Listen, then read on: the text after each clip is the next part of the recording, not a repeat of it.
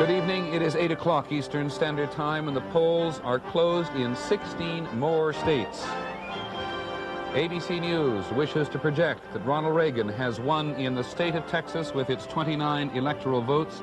The polls are still open in some parts of the states, namely in El Paso, and there is an important House race there where your vote will still count.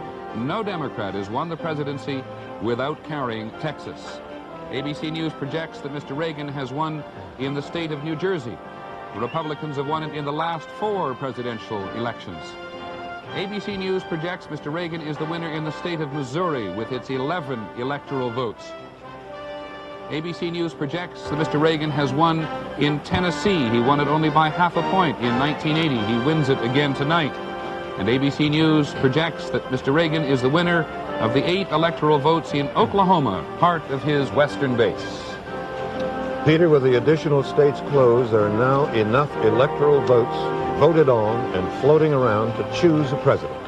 We now project Connecticut to have gone to Mr. Reagan with its 8 electoral votes. Kansas for Mr. Reagan, 7 electoral votes by our projection. Maine, our projection is that Ronald Reagan has carried it, and it's 4 electoral votes. Delaware, our projection is that Reagan has carried Delaware with 3 electoral votes. And here's a big one. Illinois, Ronald Reagan, 24 electoral votes. Now the first victory tonight for Walter Mondale in the District of Columbia. 3 electoral votes for Mondale. Peter? The electoral vote for Mr. Mondale there in the District of Columbia, adding up 254 for Mr. Reagan, 270 needed to win. Mr. Reagan is 16 short. Mr. Mondale has 3.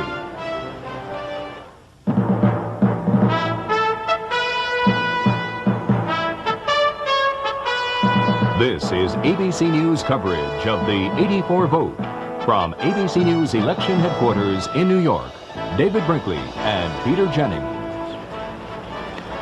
Good evening. At this particular point of the evening, the polls are closing, as I think we said, in 16 more states around the country, and some, of course, have been closed for an hour and a half in some cases, and we have a couple of more projections to make. In the state of Massachusetts, ABC News projects that the Lieutenant Governor, John Kerry, has defeated Ray Shammy, the Republican. That was a place where Mr. Reagan went and campaigned rather fervently in the hope of getting Ray Shammy elected over John Kerry. ABC News predicts that the former Lieutenant Governor, now the Senator-elect, that was an open race because Paul Tsongas was retiring, now goes to the Democrats. ABC News also predicts that Joe Biden is the winner of the Senate race in the state of Delaware. He is the incumbent there. His opponent was John Burris. Joseph Biden, who is considered a presidential candidate in '88, was running for his second term. David? Now we have two more Senate projections. First in New Jersey, where we project that the incumbent Senator, Bill Bradley, the great baseball star of years past, now the incumbent, has been re-elected, basketball, not baseball, has been re-elected in New Jersey. In Oklahoma, we project the winner to be David Boren, who is the incumbent Democrat, David Boren, in Oklahoma for the Senate. ABC News also wants to make a couple of other projections on the Senate side. In the state of Kansas, we project that Nancy Kassebaum, who is running for her second term, is the winner of the state or the Senate race in Kansas, defeating James Mayer, the Democrat. She running, as I said, for her second term. In Texas, here is a very big one, a very toughly fought race. ABC News projects that Congressman Phil Gramm, the Republican, has defeated the state senator Lloyd Doggett. That is, of course, an open seat in Texas. It became open when Senator John Tower decided to retire from the Senate to do, among other things, he says, teach for a living. Michigan. ABC News projects at the moment, am I correct, that in the state of Michigan, Carl Levin, in again a very tough race for a long period of time, has defeated the former astronaut and Republican Jack Lousma. A lot of money spent in that campaign for Carl Levin to hold his seat in the Senate, running as he was for his second term. Peter, here's another one. This is from Tennessee. Our projection is that the winner for the Senate in Tennessee is Albert Gore, Jr., son of Albert Gore, his father who served in the Senate for a good long time. That is the seat occupied now by Senator Howard Baker, Majority Leader of the Senate, who is retiring because I gather he wants to run for president 4 years from now.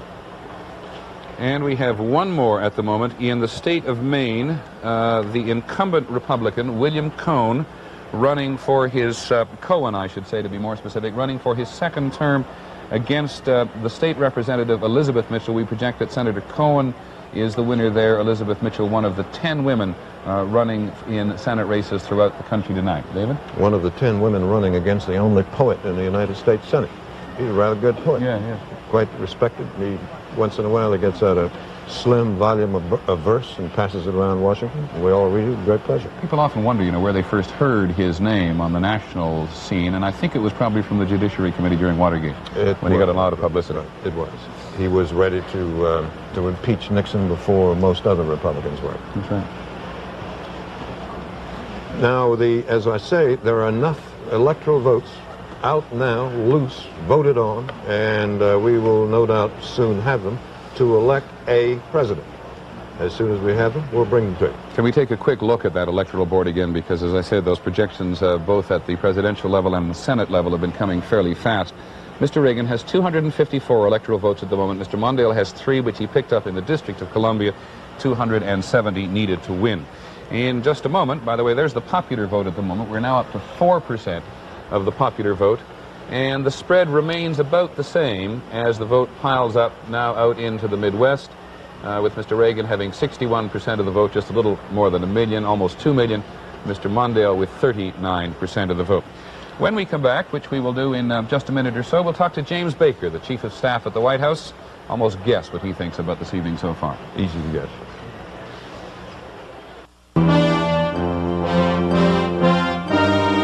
ABC News coverage of the 84 vote continues. Shortly after 8 in the East, we brought you our projected returns from 22 states where the polls are closed. There are 4 states where the polls are closed that we are unable to call as yet because the results are too close. They are Michigan, Pennsylvania, Maryland, and Massachusetts. We'll have them sooner or later. Peter? David, just to get away from the numbers for a second and talk a little bit about the personalities in the campaign. Maxine Isaacs, who is Walter Mondale's press secretary, tells us what he has been doing this evening. He has, among other things, been preparing a statement for his supporters, but has also been over to see his father-in-law in the hospital, who fell the other day and broke his legs. And then I guess this is not at all unexpected. Edward Rollins, who is the president's campaign manager, was asked a short while ago whether or not he thought the president was going to sweep 50 states. He said not yet, but it is close, which leads us to James Baker, who is the White House Chief of Staff and who joins us this evening from a hotel room. It looks like it can only be a hotel room in Los Angeles, quite close to, of course, where the president is watching electoral returns. Mr. Baker, are you like to make the same predictions that Mr. Rollins is making, that the president may take 50 states? Well, I wouldn't differ with that prediction, Peter, as long as you say might, because it looks like the projections that you've got there are very, very encouraging in that direction. I do think that it looks like the president will get a very, very significant proportion of the popular vote tonight, and should take clearly the majority of the states. I want to ask you a slightly philosophical question. I want to know whether you think at the end of this campaign people have understood the issues, or do they really just understand the slogans? No, I think people do understand the issues. I've read a lot, as I'm sure you have, that the campaign's all fluff and pretty pictures and balloon drops and that sort of thing. But I tend to disagree with that. And I think one reason that the president has been so strong throughout this election is because the American people appreciate the record of the first 4 years. And we've had 2 records here in this campaign to contrast, and we hope and believe that we've contrasted those records effectively. Are you going to stay in the White House after the election? Well, I've said I'm going to do what the president wants me to, David, and Wait a minute, I have every indication that... Jim, hold on. You will want to hear this. We now project the winner in Michigan to be Mr. Reagan, which gives him the electoral votes to make him president for a second term. It gives him a total of 274. Now, you don't always get news that good when you get on the television. No, you're absolutely right, and that is superb news, and we haven't even gotten to the West yet, have we? All right, no, 270 votes, and that's that makes Mr. Reagan. Jim, thank you. Thanks very much for being with us. I can't always give you news like I'd that. like to hold him around for a second, if I may. Let's Let me just make a couple of points here. Both candidates, do you mind standing by for 1 minute, Mr. Baker? Not a bit. Both candidates, by the way, have agreed that they are not going to concede and they are not going to claim victory until all the polls are closed, and that includes in California, which will be 11 o'clock, just under 2 hours from now, Eastern Standard Time, at least we're operating on in these clocks. And we're going to remind you again that even though we projected the president has enough electoral votes to be re-elected, there are very important races all around the country. Let me come back, having said that to you, Mr. Baker, and ask you a self-interest question. The president gave his last news conference to the press in July. If all these projections are correct, and we believe they are, Mr. Reagan is re-elected, is he going to be more accessible to the press in a second term? Well, I think he's going to be as accessible as he's been in the first, and I really can't accept the premise of your question, Peter, because after all, this is the first incumbent president in history, I suppose, with a 20-point lead in the polls, who's ever agreed to debate his opponent in the context of a general election campaign. In addition to that, while he hadn't held as many formal evening press conferences, perhaps, as some others, if you add up all the times that he's spent in interviews and with the press, they come to a significant amount of time. I'm not so sure it's the number of evening press conferences that ought to be counted. After all, Jimmy Carter in 1980, when he ran for this office, only held 6 press conferences, and President Reagan's held 5 already this year. So. All right. One question, if I may, about policy. And again, we base it on our projections. The polls have not all yet closed. What would you like the president to take as his absolute first priority in a second term?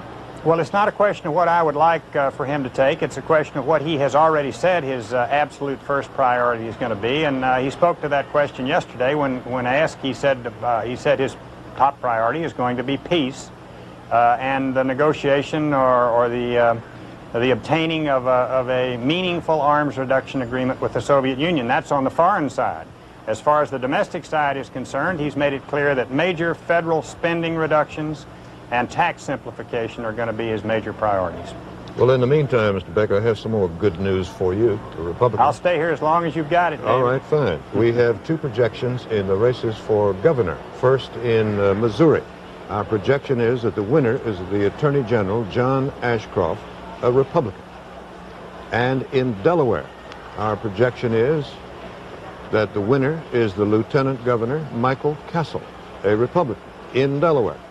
Those are people, Mr. Baker, you, and if you stay in the White House, you and the others will be dealing with in the next. And thank you very much for being with us.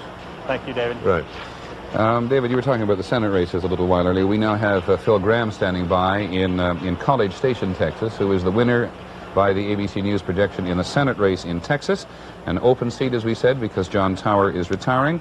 Senator-elect Gramm, if our projections are correct, thank you very much for joining us. Why do you think you won?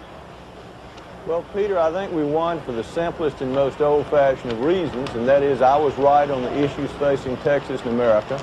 I'd been a leader in the House in the adoption of the Reagan program, and that program is working for the working people of Texas. Back before the Republican convention was being held in Dallas, Texas was seen as pretty much of a toss-up between Mr. Mondale and Mr. Reagan. What do you think went bad for the Democrats down there? Well, I don't know that it was so much things going bad for the Democrats as that things went well for the people of Texas. Our economy is booming despite the flatness of the oil market, despite the peso devaluation. We've had 850,000 new jobs in Texas under the Reagan program. The inflation rate has come to a standstill in our state. We're in a building boom in several of our big cities. And I think the overwhelming feeling of the people of Texas was that the Reagan program was working. They were going to re-elect Reagan to see that program through to a successful conclusion. And obviously, I'm happy tonight that they decided to send me to the Senate to give me a bigger shovel in doing more work on it than I ever had in the House. Well, you were a Democrat until rather recently, Mr. Gramm, and in fact, in the House, the Democrats were angry at you because they thought you were working with the Republicans more closely than with them, right? They were right. Okay, fine. Now you're a Republican. And you and your opponent ran what people keep telling us was a dirty campaign. Would you so describe it? Well, it was a tough campaign. Obviously, you're talking to me, you're going to get my perspective. Yeah. I thought my opponent could not run on his record, had to try to attack me, obviously. I was more closely identified with the president than any member of the House, and trying to run against me on my record was tough. So my opponent decided to attack me personally. That's behind us. The race is over, and if in fact your projections are right and I win, I'm going to be representing my opponent along with the other people in Texas, and I'm putting all that bitterness behind me. Phil Gramm in College Station, Texas, thank you very much for joining us this evening. Thank you, Peter. Sander Van Oker is, as I said earlier, covering the Senate for us. He is in Washington now, and he is with the present Senate Majority Leader and the outgoing Senator from Tennessee, Howard Baker. Sandy? Thank you, gentlemen. Senator, you're retiring as Senate Majority Leader. You've joined 2 law firms. You're on the board of Gazette newspapers. Make this official tonight. Are you going to declare your candidacy right on the air tonight? Not tonight, Sandy. But I tell you what, let me come back in a couple of years and we'll talk about it again. Do you plan to run for the presidency? I would like to run for president. I make no bones about that, but I can't, I shouldn't make that decision until much later. So what I intend to do is to practice law. I intend to save enough time to travel around the country and to keep my political contacts alive. And then I'll make a judgment on what to do, probably right after the 1986 elections. I ask you this because you've been there. You won't be here now. Presidents, even when they win overwhelmingly, second term, they have trouble with the Senate of the United States. Ike had it. Others have had it. What do you think is going to be the future for Ronald Reagan? I think Ronald Reagan will get along very well with this Senate. I think he's going to have an enhanced majority in the Senate. I think that his sweep this time and the improved numbers on the Republican side will also have a sobering effect on the Democratic opposition. I think he'll do very well. Could I invite cloture? Yes or no for 88? Oh, let's wait and see. Okay. Thank you very much for coming by, Senator. Good luck. Thanks. Sandy, thank you very much, and thank you, Senator Baker. Just a couple of reminders. We are now again between 8 and 8:30 in Eastern Standard Time, which means the polls are still open in more than 25 states around the country, so you still have a chance to vote. If you are in Arizona, for example, where the states are still open for another hour, you have a chance to vote on whether or not to give the state legislature the right to set limits on hospitals or to set rate limits on hospital cost. If you're in Oregon, you have a chance to vote on whether or not the state should have a death penalty. We'll be back in just a moment. One more state has closed its polls, Arkansas. Our projection is that Arkansas has gone to Ronald Reagan with its 6 electoral votes. Now, 280 for Mr. Reagan, 3 for Mondale, the 3 being from the District of Columbia. Now we're going to talk to Barry Serafin, who has been keeping track of the national trends as the votes have come in. Barry? Keeping track of them at the moment you speak to him. David and Peter, let's take a look at some of the basics. So far, President Reagan is winning among both men and women, very handily among men. His support stronger there as it has been all along. He's taking about 2/3 of the vote among men, 62% to 37%. And 37% for Mr. Mondale. And among women, it's still Ronald Reagan, 58% to 42%. There's been so much talk about registration, and as you see, Mr. Reagan is also taking young voters and new voters. Among new voters, 61% to 39%. The president is winning among all age groups, not just the young. He's winning among all income groups so far, except the poorest, those making less than $5,000 a year. The strong leadership issue seems to be working for him. One issue not working against him is the president's age. Only 10% of the voters that we've been questioning say that's an issue with them or a concern to them. And that's actually a smaller number than 4 years ago when Mr. Reagan was 69. Barry, can I ask you a question? You've been watching this stuff all year for us, with great excellence, I might add. Do you see any single surprise there this evening at all? I really don't see any surprise so far, Peter. I do see some evidence in some states of Reagan coattails, which we may talk about a little later on tonight. There's been a lot of speculation about that, and I think we'll be able to point to some places where they exist. Thank you very much. By the way, speaking of some place that doesn't need coattails, and some place that we have not yet projected because it really wasn't necessary if I can find it, in Louisiana, J. Bennett Johnson is staying in the Senate. He was unopposed because back in September 25th, I think it was, he won the primary in Louisiana with more than 25%. Now, the polls are still open in Louisiana, but J. Bennett Johnson, who is the senator elected, from there, he was elected in was September. actually elected. Right. So he's been elected, so it didn't he really should be on somebody's board. We could have projected that three months ago had we felt called on to do so. In fact, we did. So that election is settled.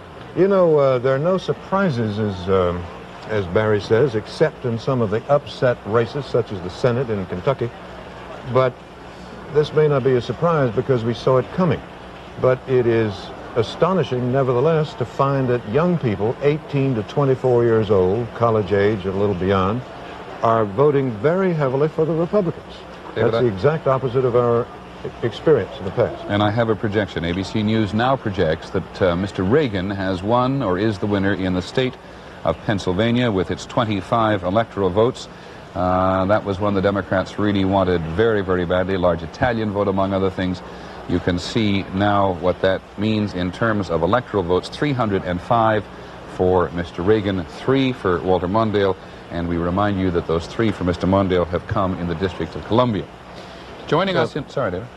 Go ahead. Joining us in Washington now are the respective chairmen of the Democratic National Committee and the Republican National Committee, seen from left to right on your screen. Charles Manat, who is the chairman of the DNC, and Frank Fahrenkopf, who isn't looking as happy as Mr. Manat at the moment, that's better, who is the chairman of the Republican National Committee. Mr. Manat, let me start with you.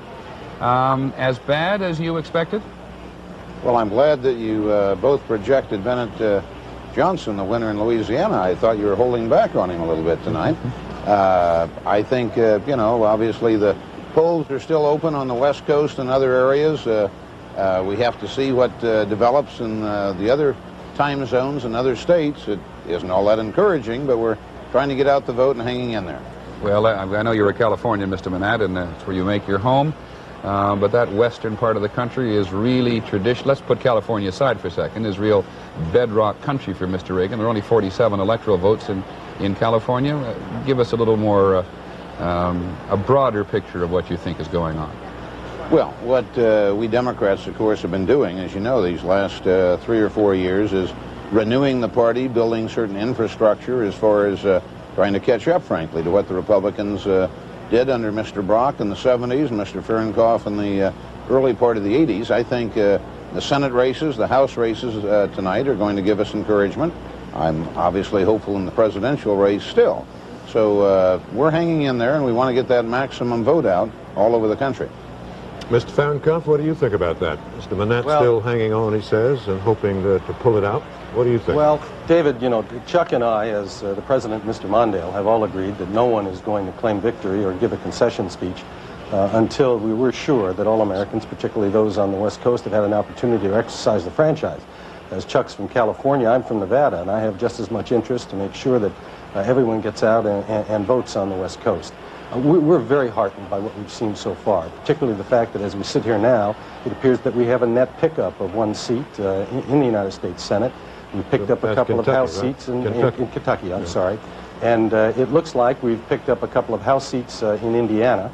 So from this perspective, early in the evening, while we're very pleased with what the President is doing, we're also very happy with what we see in the congressional races.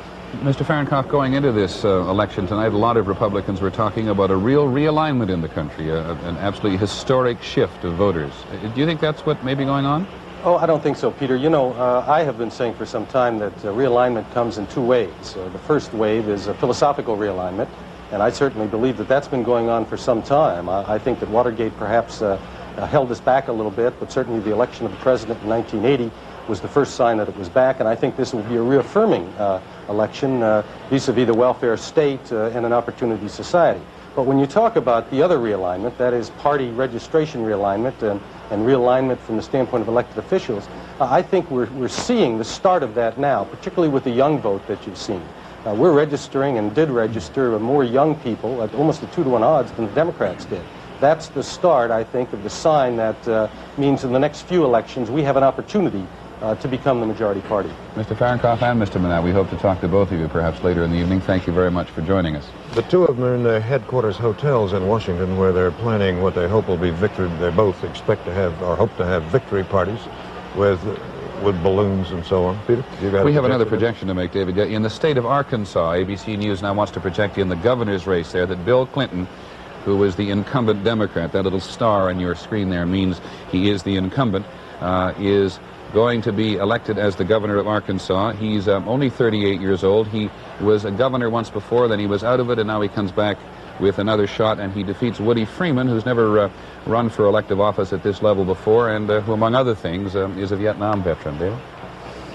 He, as you say, he was in, they got voted out, now he's back in. He was the youngest governor in the country, and I think maybe the first time they decided he wasn't quite old enough and he needed 2 years of seasoning. He's only 38 now. It's amazing the number of people running around the country. It'd be worth looking at before the evening out, the age and how young candidates for all of these offices all the way across the country are. We'll be back in just a moment.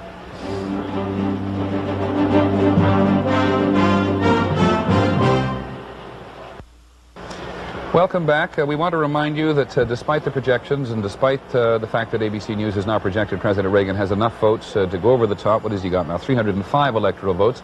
The polls are still open in over half the states around the country. For example, if you live, there's the electoral vote. Well, we're looking at that. If you live in Providence, Rhode Island, you still have some time left to go and vote on a local proposition which argues that there should be money spent to renovate your schools in Providence. Now, that's a very important matter to your children. If you live in Colorado, you can go out and vote on a proposition as to whether or not there should be gambling in Pueblo County. We remind you of things only to remind you that just because the president is piling up electoral votes around the country, this night is not by any means over. There are even 4 initiatives across the country in which you can vote to cut your taxes, which is, I would say, worth doing if it can be worked. Try to get those up for the next half hour. The thing the Democrats in Washington would love most of all is, the Republicans in Washington would love most of all, is to replace Tip O'Neill as Speaker of the House. They would have to win a whole lot of seats to do it. It seems unlikely. But Charles Gibson is covering that for us. Charlie, does that look possible? David, I don't think so. That takes a switch of 50 votes in the House, and there is no sign so far, obviously, that that kind of a thing is going to happen. People complain that there is no mystery anymore on election night. Well, we've got some mystery. It's going to be the House of Representatives. No one knows really yet.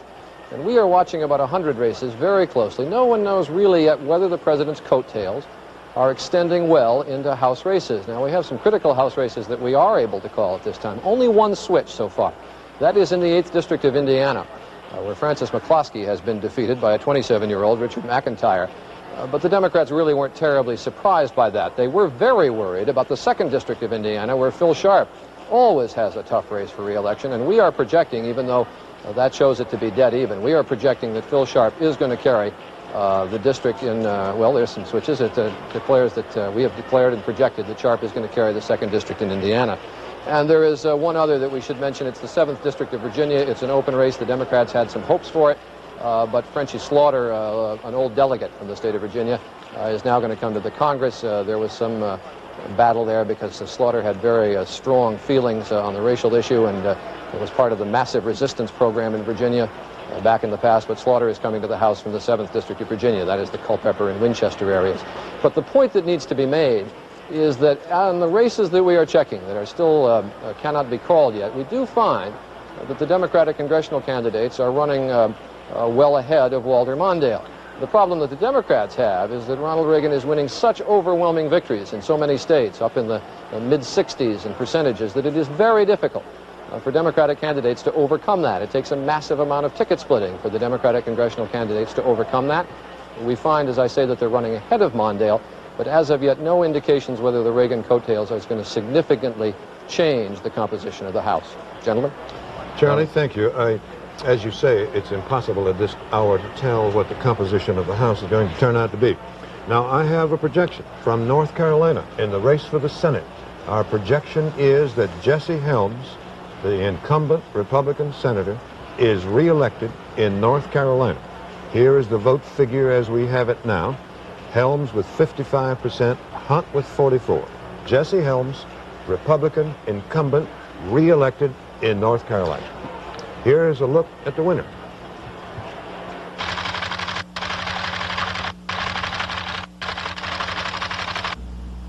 This is my country. To conservative admirers, Jesse Helms is a hero, a guru of the new right, even according to the moral majority's Reverend Jerry Falwell, a national treasure. To his critics, he is a bigot and a dangerous meddler in foreign policy, too cozy with Latin American right-wing extremists, such as El Salvador's Roberto D'Aubuisson. The 63-year-old Helms, a former television commentator and two-term member of the Senate, has been an outspoken opponent of busing, a Martin Luther King holiday, and abortion, and an equally outspoken advocate of school prayer and defense spending.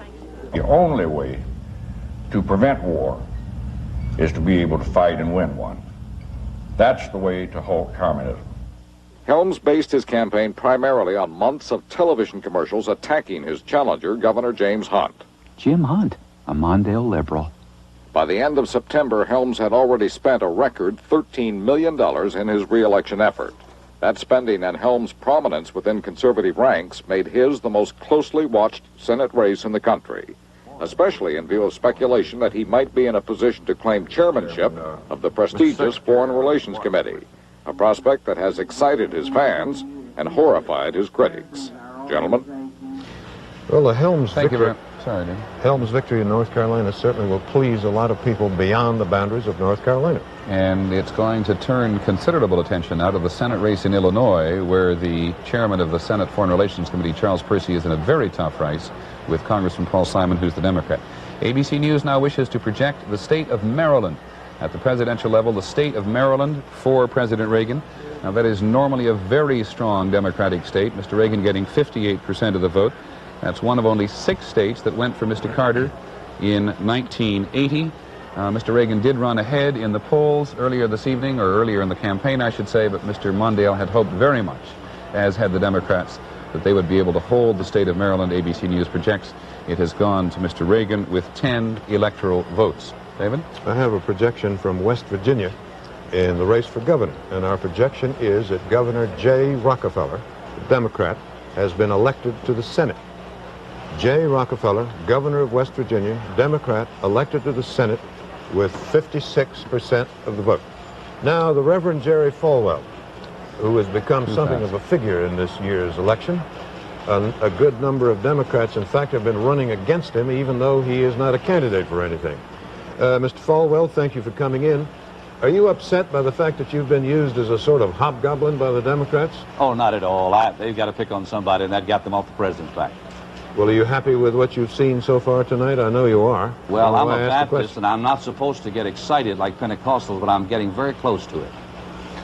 Very happy with it. Good. Mr. Falwell, let me ask you, the moral majority has now become a sort of part of our national currency.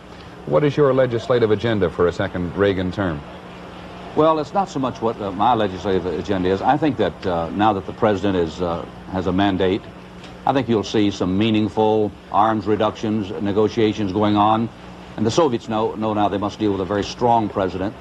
And in addition to that, I think you'll see some of the social issues becoming front burner items again. I feel that appointments to the High Court, and contrary to what Mr. Mondale said, I'll not make those appointments, the president will. But I believe that judging from the quality of Mrs. O'Connor, his only appointment thus far, we can trust the president to select candidates who will stand for the sanctity of human life, born and unborn, and who will stand up for a strict interpretation of the Constitution. So I see so many good things up front. The Senate, he's going to retain control now from all the projections that seem to be in. No one expected Mr. McConnell to win in Kentucky. It looks like he will. And so in the House, I would suggest he'll pick up about 30 seats there, which is effective control. So it looks like the president can really do the things that he went to Washington to do 4 years ago. 30 seats, you say, in the House? Where'd you get that figure? That's my guess, and I've agreed to eat a newspaper here if I'm wrong, so I hope I'm right. Our exit polls are showing that 69% of people who describe themselves as born-again Christians are voting for the president. And you mentioned Mr. Mondale's charge that you'd have a veto on appointments to the Supreme Court. Surely you'd like to have a say about that, wouldn't you? Well, you know, many of us worked on the platform with committees and subcommittees in Dallas and before that and in Detroit 4 years ago. The platform for the Republican Party is an excellent one. It addresses the issue not only at the Supreme Court level, but all federal judge appointments are to be persons who are committed to the sanctity of human life, to the constitutional rights of the born and the unborn. So I feel the president, I think it's his platform. I think he's pleased with it. And I feel that in the next 4 years, Ronald Reagan is going to make the appointments. I've never been asked for a name. I don't have any names in mind. But I did work for Ronald Reagan, and I believe in him, as a great majority of the Americans in this country do. We helped register millions of voters the last 6 years through moral majority, and they're out at the polls today everywhere voting. If snow was up to their hips, they would have gone, because they're committed to helping rebuild this country, and Ronald Reagan is a part of that. Mr. Falwell, let me try to ask you, if it's possible, to stand back from your partisan position for a moment. Religion and politics got all mixed up in this election campaign.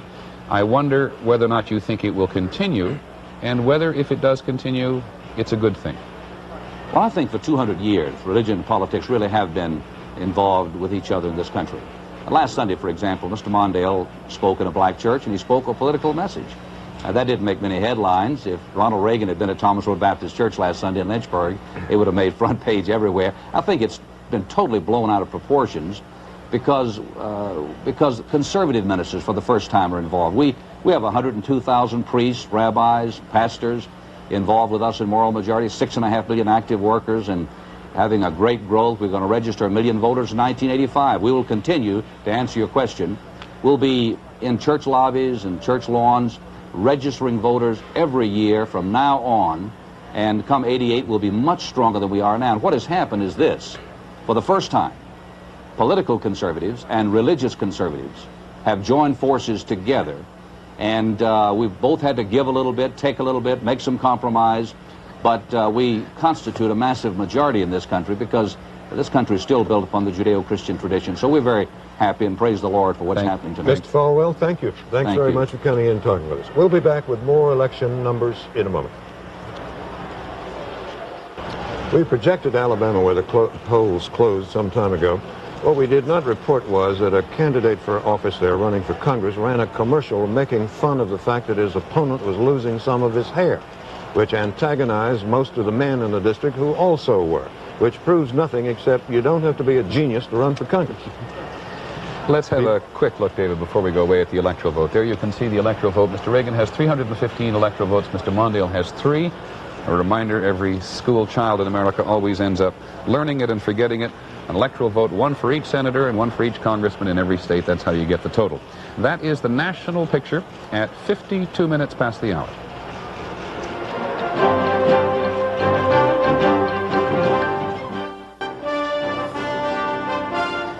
It is 9 o'clock Eastern Standard Time. It is 8 o'clock in the Midwest. ABC wishes to make the following projections. For president in the state of Louisiana, the 10 electoral votes ABC News projects will go for Mr. Reagan. He won it in 1980. He gets it this time. In Colorado, where the Midwest ends and the mountains begin, ABC projects Mr. Reagan will win Colorado, Gary Hart's home state, the Republican in every one of the last 4 elections. In Arizona, where the population shift has given Arizona an extra 1 electoral vote this year, ABC News projects Mr. Reagan. And in the state of Nebraska, typical of Mr. Reagan's strength in the Plains state, ABC News projects the 5 electoral votes will go to Mr. Reagan. And we have more projections. New Mexico, also for Mr. Reagan. 5 electoral votes in New Mexico. In North Dakota, Ronald Reagan, 3 electoral votes. South Dakota, Ronald Reagan, 3 electoral votes by our projections. And in Wyoming, Ronald Reagan, 3 electoral votes. So up to this hour, it is a clean sweep of every state so far for President Reagan, with 3 electoral votes for Walter Mondale in the District of Columbia. Exactly. Live from New York and around the nation, ABC News coverage of the 84 vote continues. Here now, David Brinkley and Peter Jennings. We have a couple of more projections to make. The first one is in Rhode Island, I think, isn't it, David? Claiborne Pell, the incumbent senator, is running for another term, the 5th term, I think, which would give him 30 years in the Senate. Apparently he plans to make a career of it. And in Colorado, the incumbent Senator Armstrong, we project Bill Armstrong. We project he has been elected for a 2nd term, the incumbent Republican senator in Colorado. He was running there against Lieutenant Governor Nancy Dick, who is, we've been pointing out a little bit this evening, is one of 10 women who is running for the Senate this evening. We may have misled people a little earlier on. Okay, where you go. Another projection in Minnesota. Rudy Boschwitz, the Republican senator, re-elected in Minnesota. Rudy Boschwitz, Republican, re-elected by our projection. Running for his 2nd term, and he was running against Joan Grow, the Democrat there, who was a teacher.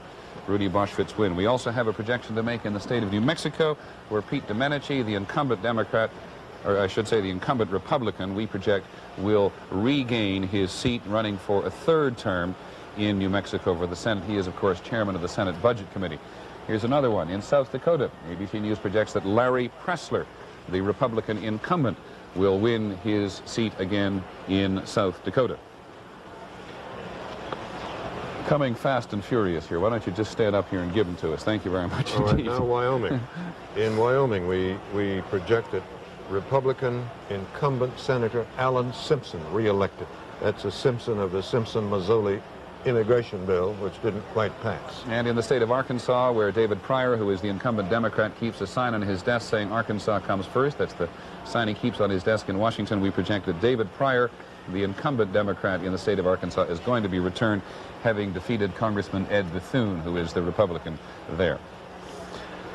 Whew. Now, one of the, for a time earlier, it looked as if Governor Rockefeller of West Virginia was in a bit of trouble in his race for the Senate, but apparently now he's pulled it out, and we have projected him an hour or so ago as the winner. Why? It was a close race. Why? All kinds of reasons. Well, he had two terms as governor, David, and I guess that creates a lot of negative things. The state had lost some industry, and that didn't make him altogether too popular. And a lot of the labor unions in West Virginia were not altogether happy with their Democratic candidate, and I think didn't work as hard, or at least diluted the effect they may have had on the race. That's what it's looking like in the Senate race in West Virginia now, with 9% of the precincts reporting with Jay Rockefeller having 55% to 45%. That, as you said earlier, is not the way the closing polls, the closing pre-election polls were like by any means. A lot of people in West Virginia, I think, have resented the fact that he has spent tremendous, tons of money to be first elected governor and now to be elected senator. Senator Thurmond of South Carolina came into the state to campaign against it, and he said spending of that size was, as he put it, almost corrupting. Rockefeller responded it was all legal, all proper, and it certainly is legal. ABC News now also wants to make another presidential projection. In the state of West Virginia, ABC News projects that Mr. Reagan will pick up the 6 electoral votes there. Again, that's one of the only of the 6 states that went for Mr. Carter in 1980, normally a strong Democratic state, but the pre-election polls did show Mr. Reagan ahead, even though Walter Mondale and the Democrats had hoped they would do well in West Virginia. West Virginia, 6 electoral votes for Mr. Reagan. Peter, I'd like to point out to our viewers this map over our shoulders here and explain what it is. The red states are states that we have projected having gone for Mr. Reagan. Red R. Reagan. That's why we chose red. The white states we have not yet projected either because their polls have not closed, as in the case of the western states, or in some not in the West, they're too close to call at this hour. As you see, there's New York, Massachusetts still out. Pennsylvania was too close to call for a while, but it's now gone. The blue dot on the top of the state of Virginia is the District of Columbia, which is the one area Walter Mondale has carried tonight. As you see, except for that, the map is all of those states we have projected. The map is entirely, totally red for Reagan. Now, in just a minute, we are going to talk to a man who has seen a lot of time on the campaign trail this year, and it will be interesting to hear what he has to say about tonight. Senator Gary Hart of Colorado will join us right after this.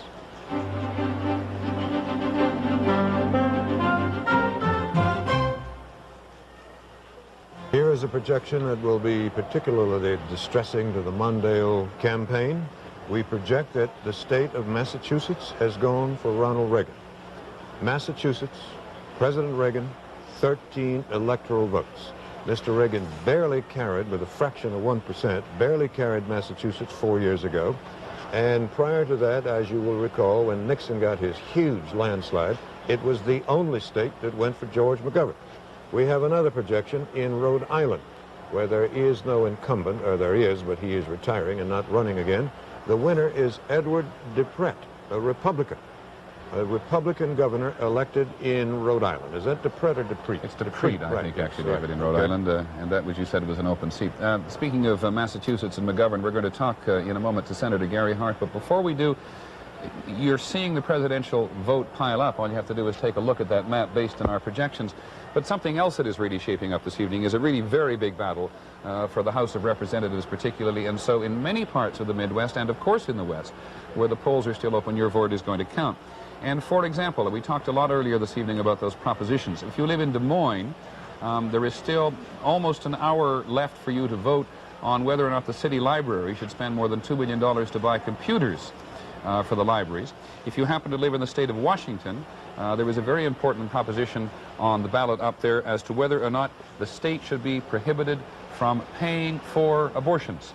So we offer this to you as a reminder in those parts of the country where the polls have not yet closed, that you have an opportunity to affect some very significant things in your and your fellow citizens' lives.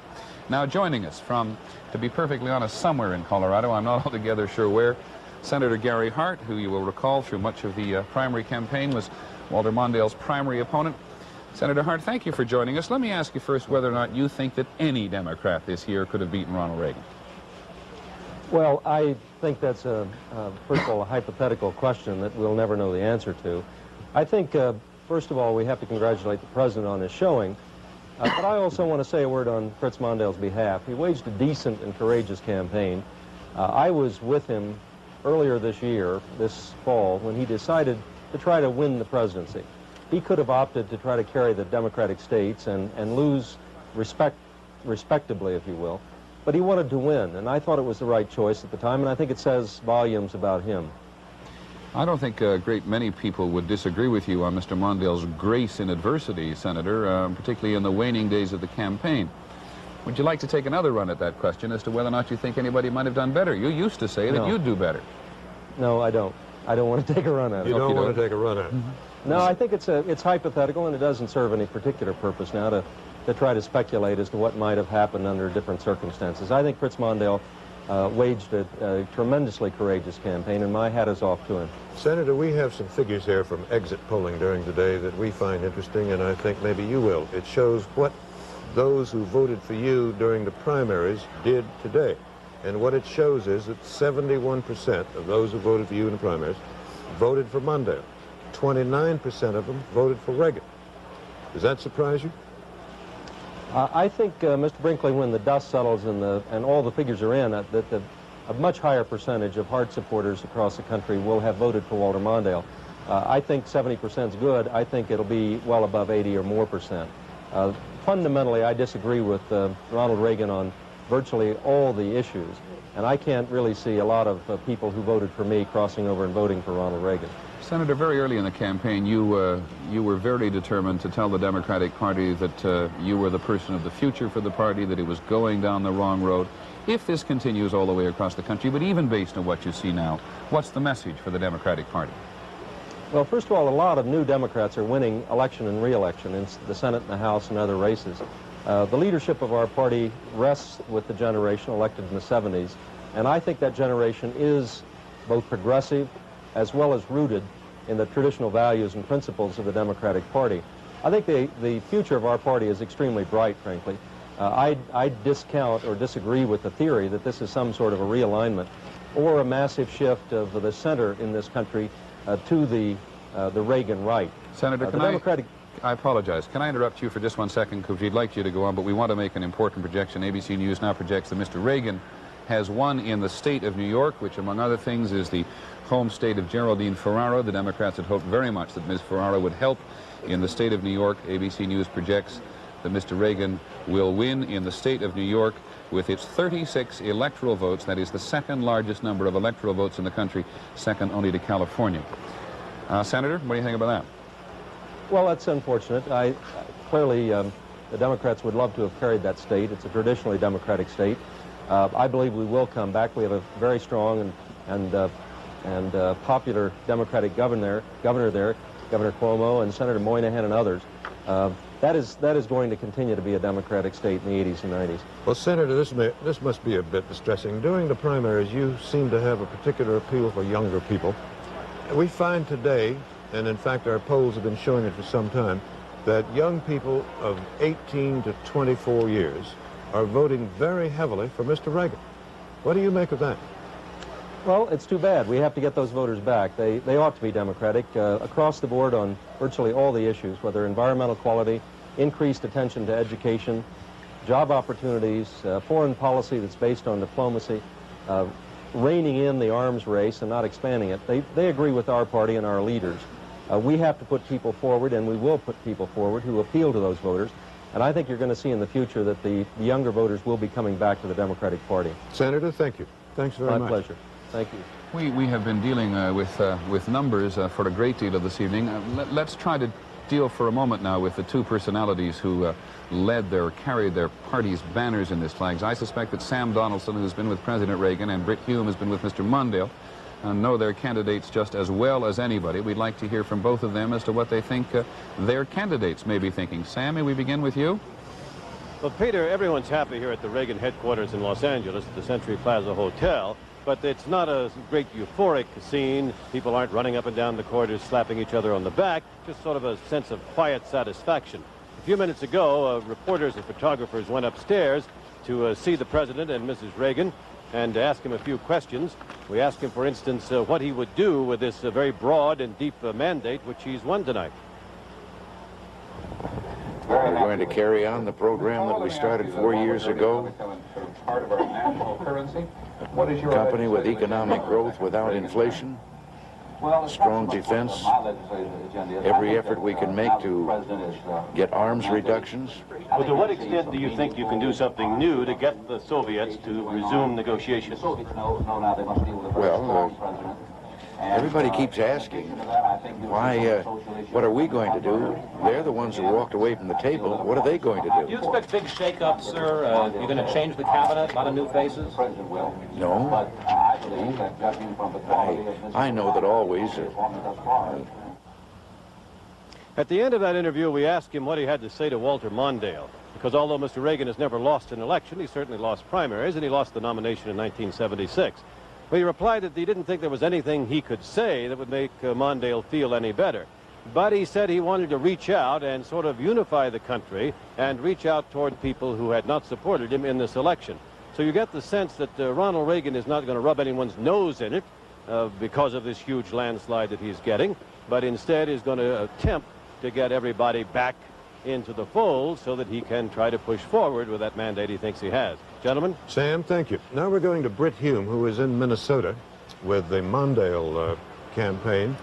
And I understand he has a response to what Mr. Reagan has been saying. Britt?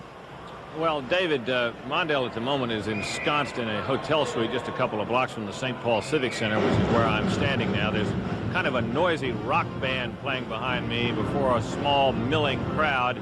It is relatively early still out here in Minnesota, but everybody's watching television and they know what's going on, and obviously Mr. Mondale does too. Earlier this evening, he spoke to a dinner of his staff. An estimated 500 or more people gathered in a private room at another hotel, and he is said to have told them that he knew that they had done what they did for him this year for the good of the country, and also said to have told them that they will remember this year as one in which they learned more than they ever have before in their adult life. He was apparently wildly cheered and applauded, and there were some tears.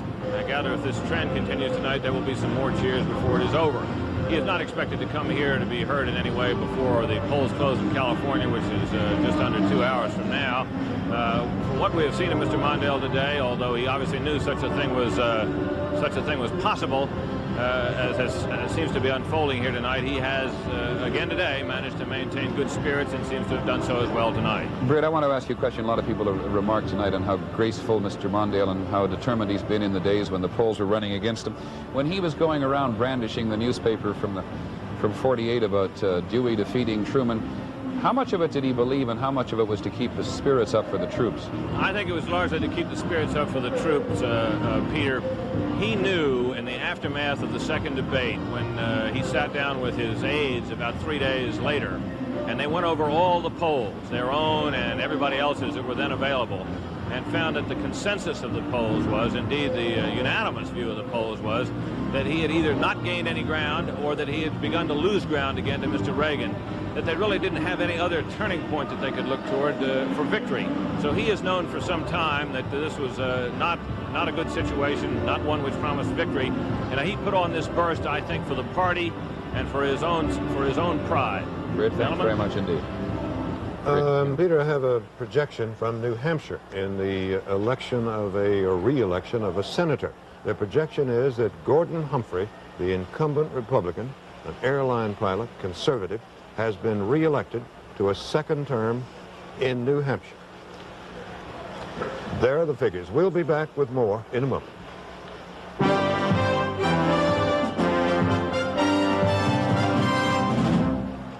.30 in the east, 8:30 in the west. The polls are beginning to close through the Midwest and the mountain states now and out into the west. Let us take a look at what the popular vote is showing at the moment. 18% of the precincts, that's a national figure you're looking at, with 18% of the popular vote showing Mr. Reagan is getting about 60% of it, a little more than 10 million votes. Mr. Mondale is getting just under 7 million votes. Our preliminary indications are that the turnout throughout the country is fairly light, up slightly in the Northeast, but down slightly in the South and in the Midwest, and of course the West itself is yet to be heard from. Somebody for us to hear from. We're joined in our election headquarters now by Dr. Henry Kissinger, former Secretary of State, former National Security Advisor to President Reagan. What's a Reagan foreign policy going to look like in a second term? Same as the first term? I don't want President Reagan to have a heart attack. I was not Security Advisor to President Reagan. I beg your pardon, President Nixon, you're quite right.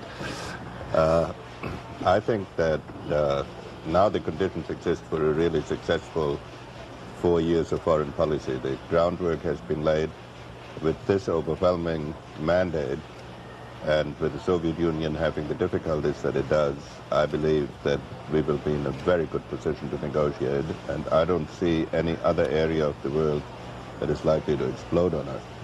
What difficulties particularly you refer to in the Soviet Union? Well, the Soviets have two problems. One, they have an institutional problem in their succession crisis, not just in the top position, but in the fact that two-thirds of their Politburo is approaching 80. Secondly, their economy is in terrible shape. Thirdly, we see in countries like Poland that they have the almost inexplicable developments with the security people killing a priest and then the government turning on the security people, which has never happened in a communist state. So I think that the Soviets will be under pressure to negotiate. The biggest problem may be that the Soviet leadership may be so divided that they may not know how to negotiate, even though they have decided to do it. It is often said, Dr. Kissinger, that in Washington there has been no resolution as to whether or not yet to negotiate an arms control. Well, I have the impression that the president has decided to negotiate. I also have the impression that there are differences of opinion between the various departments, and also the technology has evolved so fast that the traditional views that have existed have to be changed. So there's no doubt that a lot of homework has to be done within our government, and I would think within our body politic, to find some bipartisan basis on which to proceed. Mr. Reagan is will be our first president to be elected twice since Eisenhower, if he serves out the term. Will he be eager to use his last term, legally his last term, to create a monument to himself in bringing peace with the Soviet Union? And if so, will he be excessively eager to negotiate? Your judgment. One would tend to think that the only election that President Reagan has left to run for is the vote of history, and that will want him to leave some landmark which is usually associated with the role of the peacemaker. There is a danger that peace will get identified with a sort of atmospheric condition and not with the resolution of specific issues which have produced the tensions in the first place. Let me raise a question. I think that's a bigger danger than that he will be too tough. Let me raise a question about a specific area. I got you in the wrong job there for a moment, but you have worked with the administration on the Central America Commission. Do you see the administration pursuing the same policy of pressure against Nicaragua and Central America? Well, I think the administration has more or less adopted the recommendations of that bipartisan commission, which involve economic development and military assistance and negotiation coupled with pressure on Nicaragua, but in a framework in which all the nations there that are willing to have a democratic future will cooperate. I think that, in fact, in Salvador, the situation has improved. In Nicaragua, we have, I would think, between now and next summer to see whether we can score a breakthrough. Senator Kissinger, thank you very much for joining us. David has a projection. I do, from Wisconsin. In the presidential race, we project, ABC News projects, that Wisconsin has gone to Mr. Reagan. Wisconsin is a neighboring state of Minnesota, Mr. Mondale's home state. Seems not to have helped him much. Ronald Reagan has won the 11 electoral votes in Wisconsin, and here are the figures as they stand at this time. Now, we're going to talk to Senator Barry Goldwater of Arizona, who ran on his own, 1964, and lost, and ask him what he thinks about all of this when we return in a moment.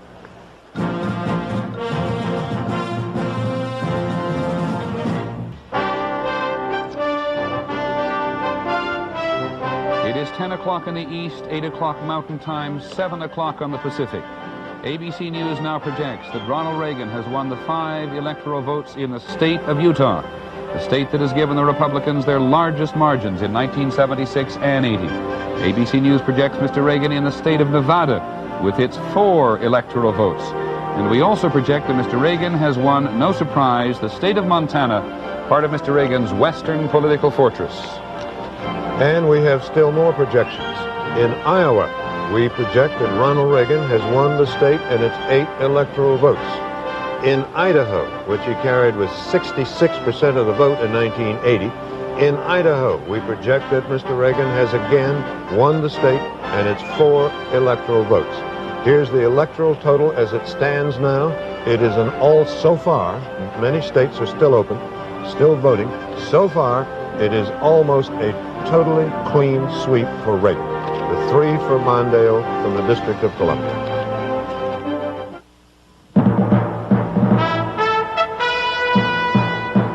This is ABC News coverage of the 84 vote. From ABC News election headquarters in New York, David Brinkley and Peter Jennings.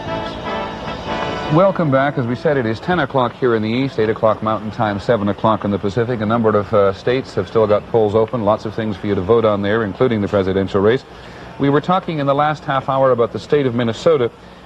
We have not projected a presidential winner in the state of Minnesota. Mr. Mondale, at the moment, has a very slight lead, but we are, quite frankly, with 2% of the precincts coming in, saying that is presently too close to call, even though in that popular vote it looks like more than a slight lead, 57% to 43%. David? Now, Mr. Reagan, no doubt, was very happy with his electoral vote, and no doubt very happy with the fact he has been reelected by a substantial margin, but he must be extremely concerned, any president must be, about the makeup of the House of Representatives, which is now dominated by the Democrats, and Mr. Reagan looks forward to some improvement in the House. How much he will get, we don't know yet. Charlie Gibson, who covers it all the time, is there. Charlie, what do you see happening? How much can you tell at this hour? Well, you can't tell anything definitive, but I was interested to hear Jack Kemp say in your last half hour that he now expects more than a 20-seat pickup for the Republicans in the House, and I think it's too early to say that. We have an overwhelming Reagan victory in so many states, but as of now, we only show a pickup by the Republicans of 5 seats. There are plenty of districts to go, but at the moment, only 5-seat pickup, and there are a couple of notable ones we should mention. In the 11th District of New Jersey, Dean Gallo has defeated a 22-year veteran of the House, Joe Minish. Joe Minish really got redistricted into a bad area, and he has lost rather heavily. That is one of the pickups for the Republicans. Another one in the 5th District of Connecticut, where Bill Ratchford, a very popular Democrat around here, has lost to a very young man, Jim Rowland, from a long political family in the state of Connecticut. But there are a couple of other pickups. David mentioned earlier that Bob Smith race in New Hampshire, Dudley has lost in that race. Smith has won it, and in North Carolina, William Colby, the former athletic director in North Carolina, has won against a Democrat.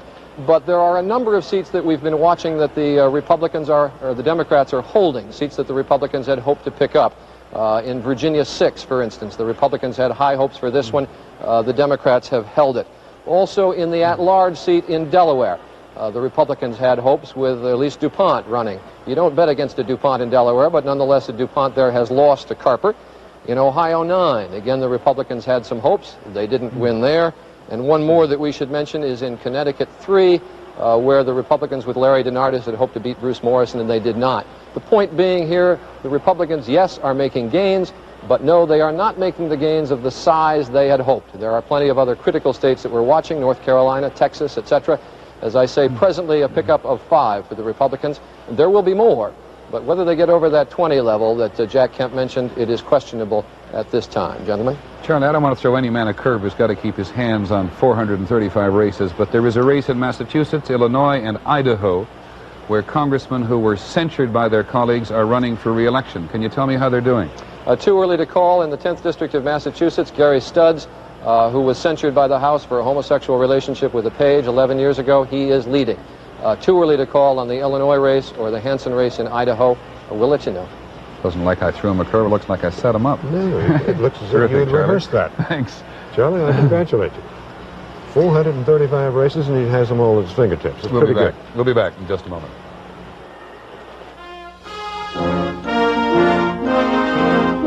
This portion of the 84 vote is being brought to you by Ford and Lincoln Mercury dealers and Manufacturers Hanover, the financial source worldwide.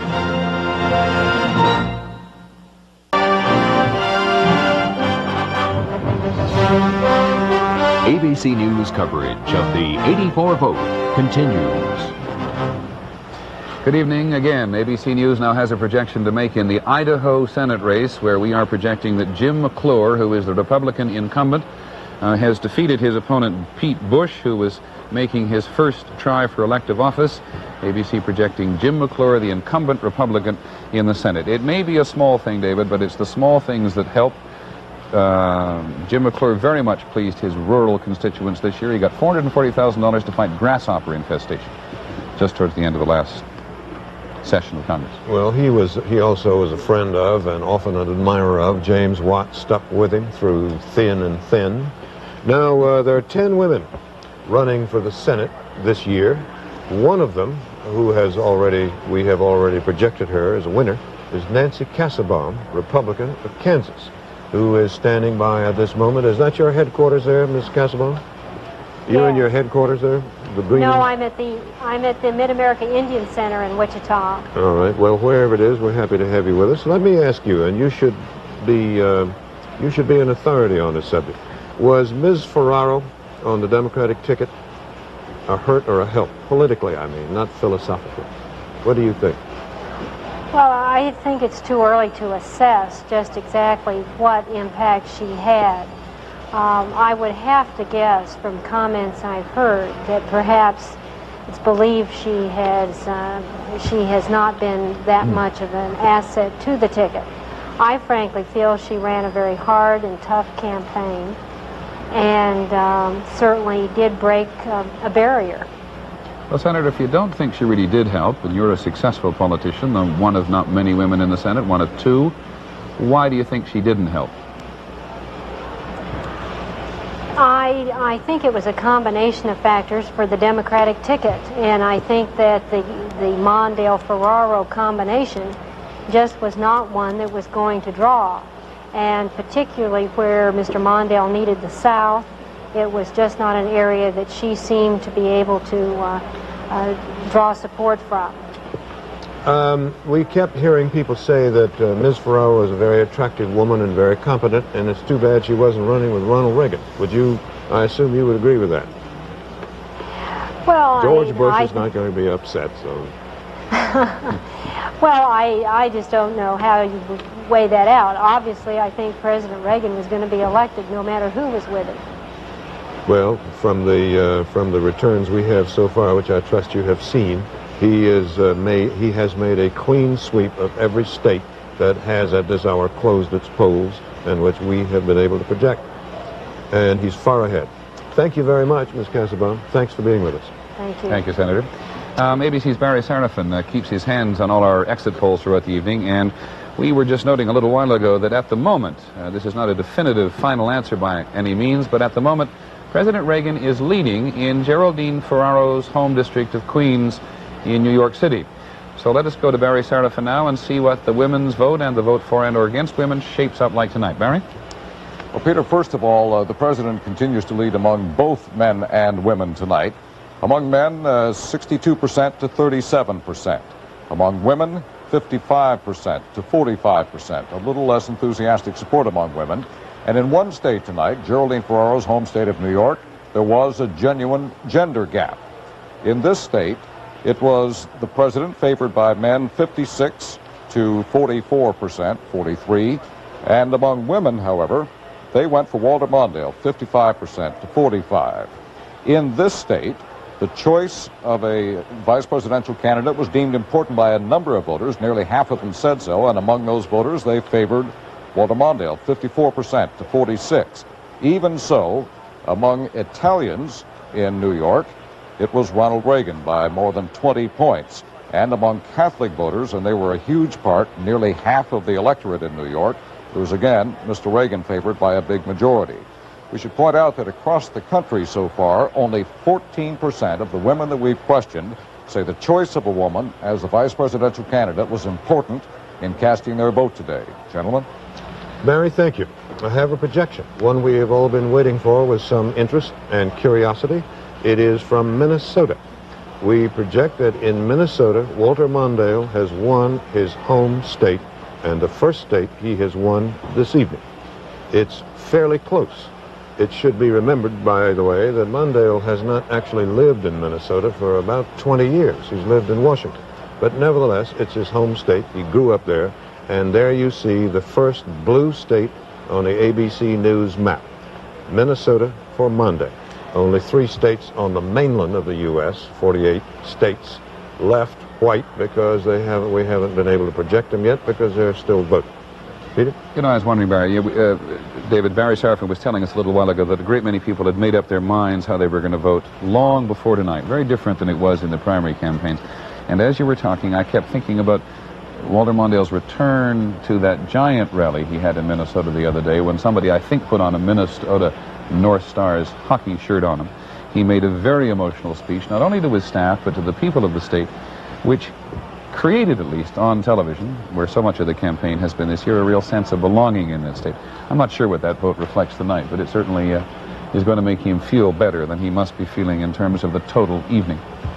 Well, yes. Otherwise, he may not have won a single state. And losing his own home state, as I say, even though he hasn't lived there in a long time, would certainly be embarrassing, as well as having other negative aspects. You know, this coverage on our network, at least tonight, is being seen obviously around the country, but it's also being seen in various places overseas. At the American Embassy in London, for example, they're watching election coverage here, as people do, and stream in many overseas capitals. Every election night down, Americans as well as people who live in the countries themselves. And we often forget that when we elect a president of the United States, we're electing a president of the free world. And overseas people watch this vote just as closely and sometimes more closely than people in this country do. We want to go to London now, where ABC's Barry Dunsmore is standing by in our London bureau. Barry, let me ask you first. I see you're there with David Owen, who is a former Foreign Secretary. What the reaction is there and what Dr. Owen has to say. Well, first of all, Peter, I think it is no surprise to the people in London that this has happened, but I will leave it to Dr. Owen to give us his thoughts on what it means to the British and perhaps the Europeans as well. Well, we've expected it. There are no surprises. I think for most of us, we think this election has shifted the president's attitude to arms control and to the Soviet Union, and for all of us, for the better. Certainly since January, he's been speaking a language which we found much easier to live with, those of us who are firm supporters of NATO and strong on multilateral disarmament. What we hope now is he'll live up to it in his second term, that he'll carry a serious dialogue, a constructive dialogue with the Soviet Union. I think he'll get a response. I think Gromyko visiting him in the election was important. That's the way we'll judge him, above all on the question of peace and whether he'll really live up to his electoral rhetoric. Isn't there a fear, however, that indeed that was simply rhetoric? And I've heard you speak in other fora where you've suggested that there are certain dangers to this great landslide. Well, yes. On the other hand, I personally think he will stick to it. I'm sticking my neck out. I think 86 we'll see some form of agreement. It's vitally important for us in Europe, but I think it's even more important for his own presidency. Second-term presidents look at the history books. And the way he will go down the history books is has he delivered a peace? I think that is the fundamental issue. We also worry about the deficit and how you handle that deficit. And I personally think the least damaging way of handling the deficit for your economy and for the world economy, and particularly the third world with the debt problem, is if you are prepared to slow down the increase in your defense budget. Now, you're not going to do that unless you're into a serious dialogue and feeling reasonably optimistic of making progress with the Soviet Union. So you come back all the time to the question of an ordered relationship with the Soviet Union. That's what's been missing. It's been missing now ever since really Nixon left office. And the Europeans want to see the Soviet Union and the United States. We know you won't like each other. We don't expect you to. I don't want to either. What I want you to do is to have a relationship which has no risk attached to it, where the Soviets understand you and you understand the Soviet Union. And that's the real test for President Reagan. In the first 3 years of his administration, he was the recruiting sergeant for the unilateralists here in Europe, and I hope that will change now. Dr. David Owen, thank you. Thank you, Barry. Thank you, Dr. Owen. I must say I'm pleased. I've many times tried to get Dr. Owen up at 3:15 in the morning, which it is now, and you succeeded. You succeeded, Barry, where I failed. Do you blame me? We want to, in just a minute, go across the English Channel and talk to Pierre Salinger in France, but we have a projection first to make that in the state of Iowa, we wish to make a projection in the Senate race where Tom Harkin, the Democrat, has upset Roger Jepsen, the incumbent. Now, that is a big upset in the state of Iowa for the Republican incumbent, Roger Jepsen. That was something that has been showing slightly in the polls before Election Day. They had very much of a neck-and-neck race, but that is a big setback for the Iowans. Though, if I recall, Iowans haven't sent an incumbent back to Washington in some years. Am I right? They seem to have an unofficial 6-year rule. You serve 6 years and you're out. Not a bad rule, in my opinion. Not too keen on Washington. Right. We'll be back in just a moment.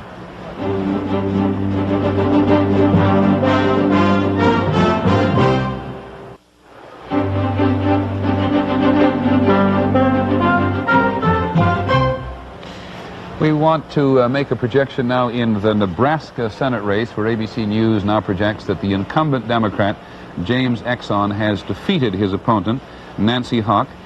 James Exon, who is a former popular governor. Nancy Hawk was one of the 10 women running for the Senate tonight. She is a member of the University of Nebraska Board of Regents. There is no change there. James Exon, the incumbent, returned to the Senate by our projection. David, the governor? We have two projections from two states for governors in the governor's elections. First in Montana. I think I have it right. Is Montana first? Yes. Yep. We project the election of Ted Schwinden, who is the incumbent, re-election, who is a Democrat, governor of Montana. And in Utah, Norman Bangerter. He is a state representative, Republican, and we project him to be the winner in the race for governor in Utah. That is an open race there, so that is a gain for the Republicans because, as I recall, Governor Matheson is retiring or could not succeed himself. I think he decided to retire, and so that is a gain for the Republicans there.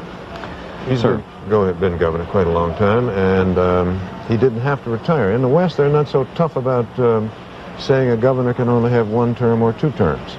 That happened in the East when they were still trying to punish King George III by limiting our governors to 1 term or 2 terms. Anyway, we're not going to Paris, I gather, because something is not working, but we will try it again shortly.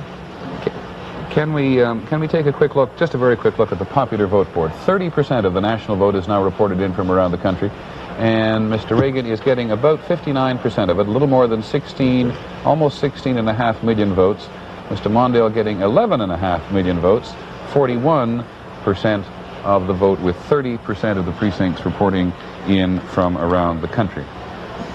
We will go to Paris in about 10 minutes, I'm told. Just after 10:30 Eastern Time, we'll hear from Pierre Salinger and whatever he has to say about the French reaction to the American election. It is perfectly true what I said. I mean, it's going on at the British Embassy and others, but all over the rest of the world, people follow these election results as closely as we do. I've had to follow them from some of the strangest places in the world, and they're not very hard to get because the Voice of America and other things pushes them up. At any rate, that is our national election picture at 22 minutes past the hour.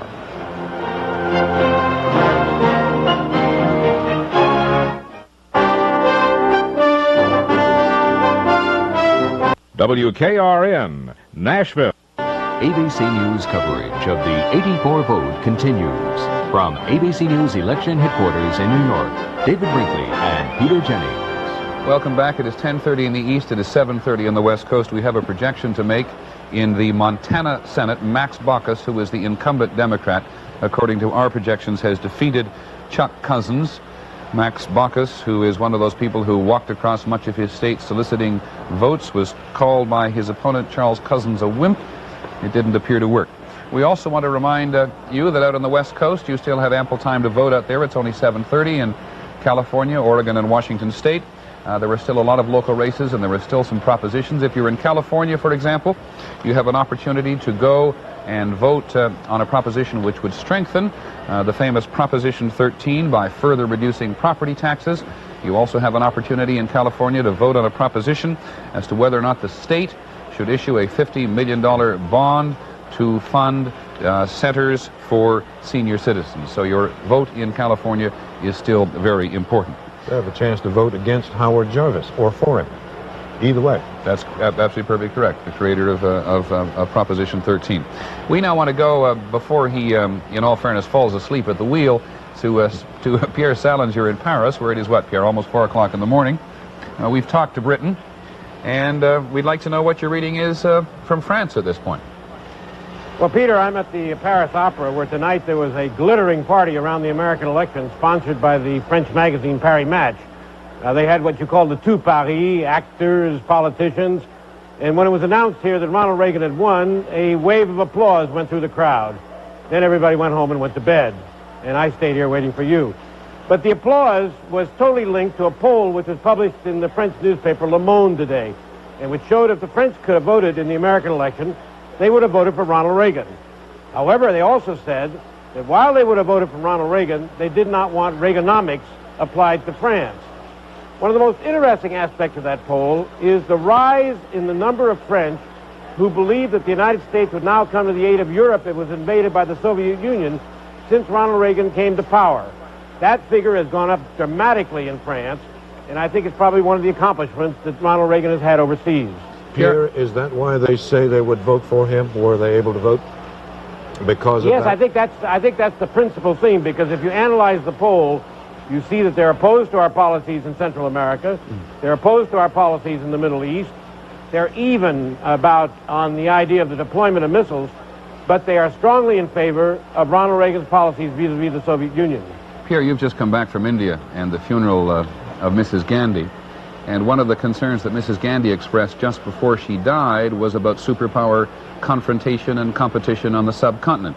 Did you get any sense while you were in New Delhi of how the Indians and the Pakistanis might feel about a second Reagan term? Well, I did, really, to be honest with you, I did not get into much of Ronald Reagan while I was in India. You know that Mrs. Gandhi had kind of tilted her government in the last 2 years toward the Soviet Union and against the United States. She was not on very friendly terms with the United States. And one of the questions that's being posed now is that whether Rajiv Gandhi is going to change that tilt now that he's in power. Pierre, thank you very much for joining us. A, hate to keep you up so late, but much more important in your case, hate to make you miss a party. Thanks very much for joining us. If he didn't miss one at the Paris Opera, it looks quite beautiful. I think he's been standing upstairs, though, while it's all been going on downstairs. Let's see. We have some races that have not yet been called, and for two reasons. One, they're too close to call. We can't tell yet who won. And the other reason is that some of the polls in the West are still open. We do have now a projection from North Dakota in the race for governor. And our projection is that State Representative George Sinner, the Democrat, has won the race for governor in North Dakota. That's an upset. Yes. Alan Olson. Alan Olson is the incumbent. He was a Republican. The Democrats have picked up a net gain of 1 in the governors in North Dakota. Now, there are some others we have not yet called, and for these reasons. In Washington, because the polls are still open. In West Virginia, because it's too close. And in Vermont, because it's too close. We also haven't called Illinois. And we haven't, did you mention Montana and Oregon? Well, I was talking about governor. I'm sorry, talking about Senator. We also haven't called the senator's race in Illinois, Alaska, Montana, and Oregon. Let us, however, try to bring you up to date as to what Senate races we have projected throughout the evening and simply look at a list of them. I'm getting an altogether different instruction, so why don't you go ahead and tell me. Okie dokie. That's good. The roundup of the Senate from the man who covers the Senate. Sandy Van Oker in Washington. Thank you, Peter. As of now, the Republicans have lost one seat in the Senate. There's been a net loss of one. The Democrats have made a net gain of one. The Republicans picked up the seat in, Kentucky, Dee Huddleston's seat. Democrats have picked up the Republican seat in Tennessee, vacated by Howard Baker. The net plus comes from Iowa, where Tom Harkin, the congressman, has defeated the incumbent Senator Roger Jepsen. But the seat that we're all waiting for, not just because it'll fundamentally alter the power structure in the Senate in terms of numerical advantage, is the seat in Illinois, where Charles Percy is seeking his fourth term, and right now he's running behind Congressman Paul Simon. Now, what's important about this is if Percy loses, then the man who becomes next entitled to be Senate Foreign Relations Chairman is Jesse Helms of North Carolina, who won re-election tonight. He's presently the Chairman of Agriculture. He has said he'll stay as Chairman of Agriculture. The people I talked to yesterday in North Carolina, people on the Republican side of the aisle I talked to today in the Senate, say he will become Chairman of the Foreign Relations Committee. Why? The Chairman of the Foreign Relations Committee has had not really much influence since Walter George defeated the Bricker Amendment in 1954. Bill Fulbright was the Chairman, he lost. Frank Church was the Chairman, he lost. Clifford Case was the ranking member from New Jersey, he lost. And then Jacob Javits was ranking member on the Republican side, and he lost. Why does Jesse Helms want to do this? One, his supporters want him to do this. Secondly, it's my belief that he wants to do it because I think he wants to run for president in 1988. At the Detroit Convention in 1980, he was being pushed to run for vice president, and he might. Now, Jesse Helms, as chairman of the Foreign Relations Committee, will be in a powerful position to do a powerful lot in the next 4 years, especially if Robert Dole is seeking the presidency and Robert Dole succeeds in becoming majority leader of the Senate. Jesse Helms tonight is sitting in the catbird seat. Whether or not he takes the Foreign Relations chairmanship, if he does, if Percy loses in Illinois, he is a very powerful man in this country for the next 4 years. Sandy, thank you very much indeed. In just a couple of minutes, we are going to talk to one of the men who has tried very hard to unseat Senator Percy in Illinois, Richard Viguerie, who, among other things, is the mailgram, even though he's a Republican, and who is the mailgram king of politics in this country. Let us, however, first take a quick look at the popular vote, with 35% of the precincts reporting in from around the country. Mr. Reagan is getting 59% of the vote with 18 million. Mr. Mondale is getting 13 million, about 41%, and someone has just handed me a card which says the turnout is about the same as in 1980, about 52.6% of the voting age population. It is up slightly in the Northeast, and it is up slightly in the West, and it is down slightly in the South and down slightly in the Midwest. We'll be back in just a moment. ABC News coverage of the 84 vote continues from ABC News election headquarters in New York. We're back, and the numbers you have just seen there tell the story of what has happened in the Electoral College, the electoral votes so far tonight. 13 for Mondale, 454 for Reagan.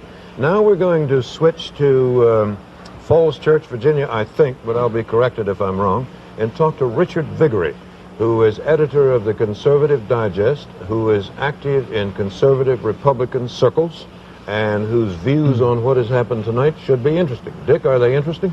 They are indeed, David. This is probably not quite as exciting as 1980, not quite as much tension, because the presidential election was probably foregone conclusion many months ago. But this is a historic thing. I think for 2 elections in a row now, the conservatives have won solidly, 49 states or so. And I think something is happening in the country since 1966. The liberals have been suffering defeat after defeat. 18 years now, there's been an anti-liberal trend.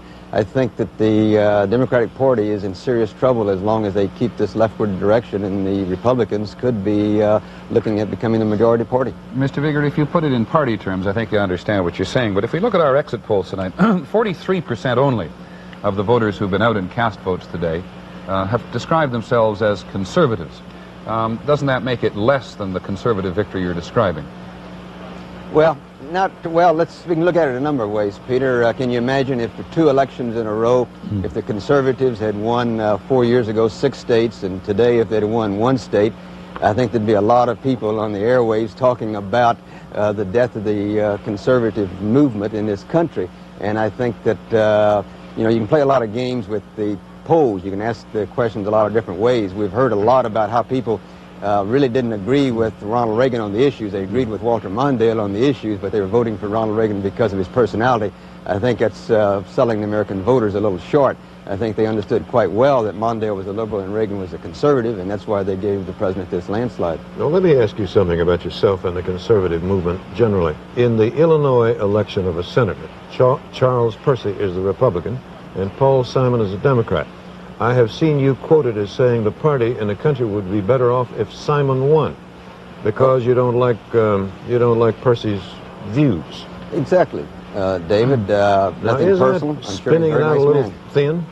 Well, for many years, the conservatives have been very disillusioned with Chuck Percy's voting record, with his every election coming along and saying, well, I've learned my lesson, I've reformed, I'm going to vote different. And then he goes back to his liberal ways, and I think it finally caught up with him. And David was a very powerful influence on the president, I'm afraid, in foreign policy. He trashed most of the conservative nominees when they came before the Senate Foreign Relations Committee. It was very difficult to get a conservative confirmed through his committee. And if he's not chairman of that committee, it's going to make it a lot easier to get conservatives into the foreign policy area. Could I possibly solicit a one-word answer from you? If Senator Percy loses, will Senator Helms automatically take the chairmanship of the Foreign Relations Committee? That's up to Senator Helms. He's said he's going to stay as chairman of Agriculture. I take him at his word. Thank you very much for joining us, Richard Viguerie, editor of the Conservative Digest. What has been shaping up this evening is this battle for the House. So let's go down to Washington now to Charles Gibson for an update on the shape of the House battle this evening, Charlie. Peter, I want to say right off that I am not going to be bronzed at the end of the evening and be one of these statues. I just so that you can tell me from the statues. That's all. Peter, at the moment, it is too early to make any kind of projection on what's going to happen in the House in terms of final numbers. There are about 25 races at the moment that are frankly just up in the air, and you can't do that. I think it is safe to say at this point that in 1982, you'll recall, the Republicans lost 26 seats to the Democrats. And I think it is now safe to say they are not going to gain 26 seats back tonight.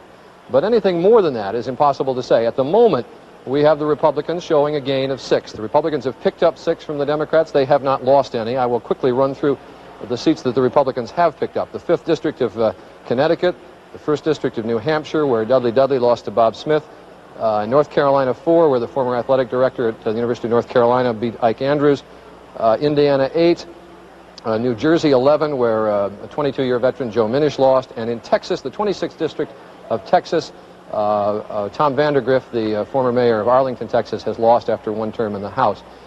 But I think we're going to have, obviously, more seats going to the Republicans. I think Jack Kemp is premature in saying that, as I said earlier, that the Republicans are going to pick up more than 20. It looks like it'll be somewhere in that range, but way too early to make a final projection on the House. Gentlemen? Charles, all right, thank you.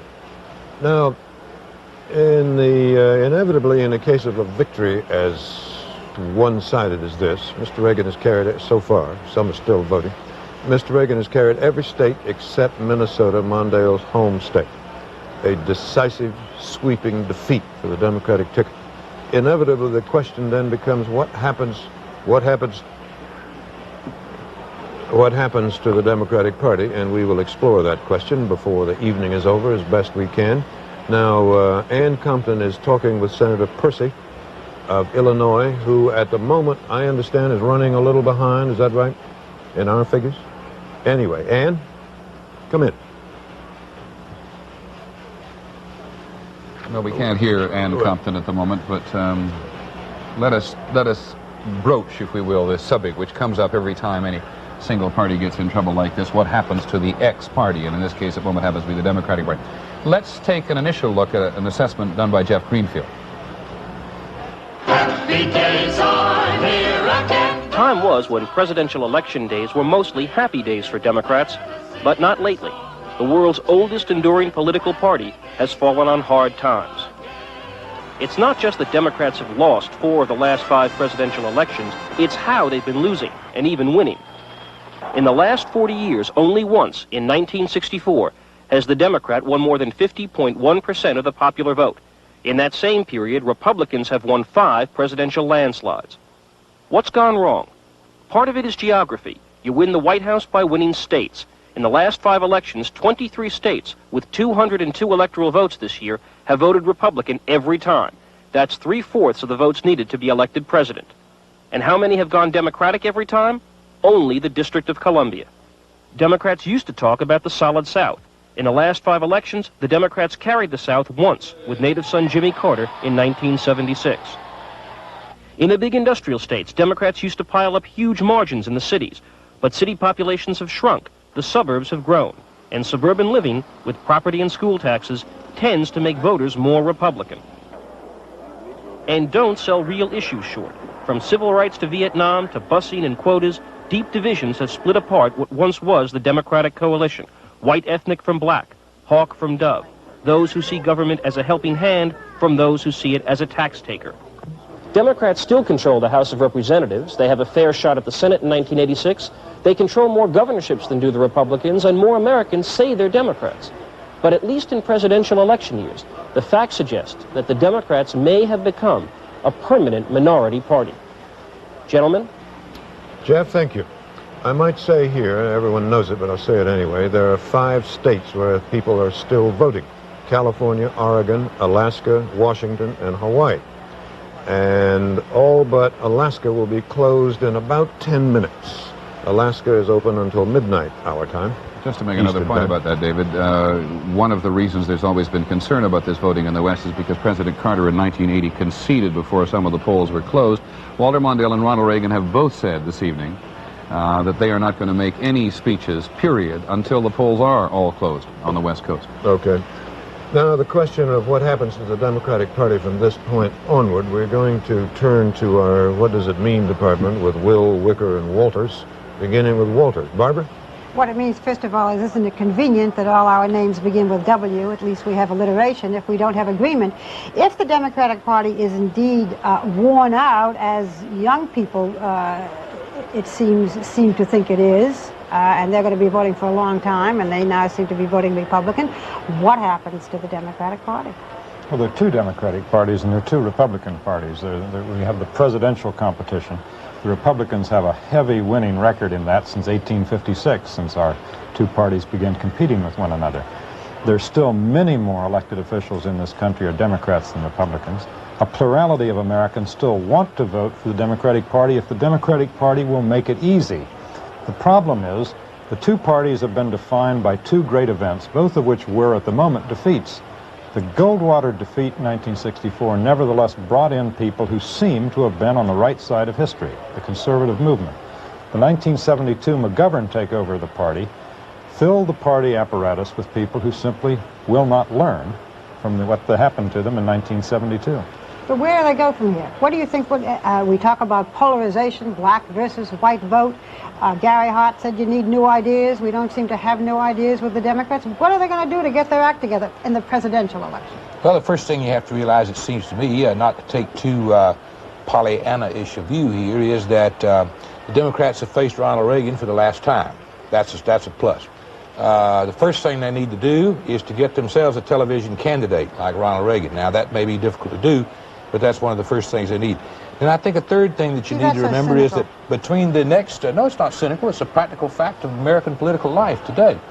And I think the third thing you need to remember is that before there's another presidential election, there's going to be 4 years of government in here. And if those 4 years of government are as disastrous as I think they may be on both domestic and foreign policy, why, the Democrats might come roaring back. No one was saying that the Democrats were dead in 1982 when unemployment was up around 11%. Is it simply that the Republicans, the country is to the right of center and the Democrats are to the left of center? I think it's that simple, and I think if the Democrats listen to Tom Wicker, they're going to create a Republican era, Tom. I mean, the idea that it's television... To what I just said? Did they get a television candidate? Of course not. So you don't think it's issues at all? But to the extent that the Democrats buy the the fantastically soothing doctrine that it's only the telegenic and cosmetic aspects of this, that they can go ahead and avoid the unaccustomed torture of thought, then they're in deep trouble. George, I'm not saying that. Tom, the presidential candidate in the history of this republic who got the most votes is Richard Nixon. A less telegenic person never existed.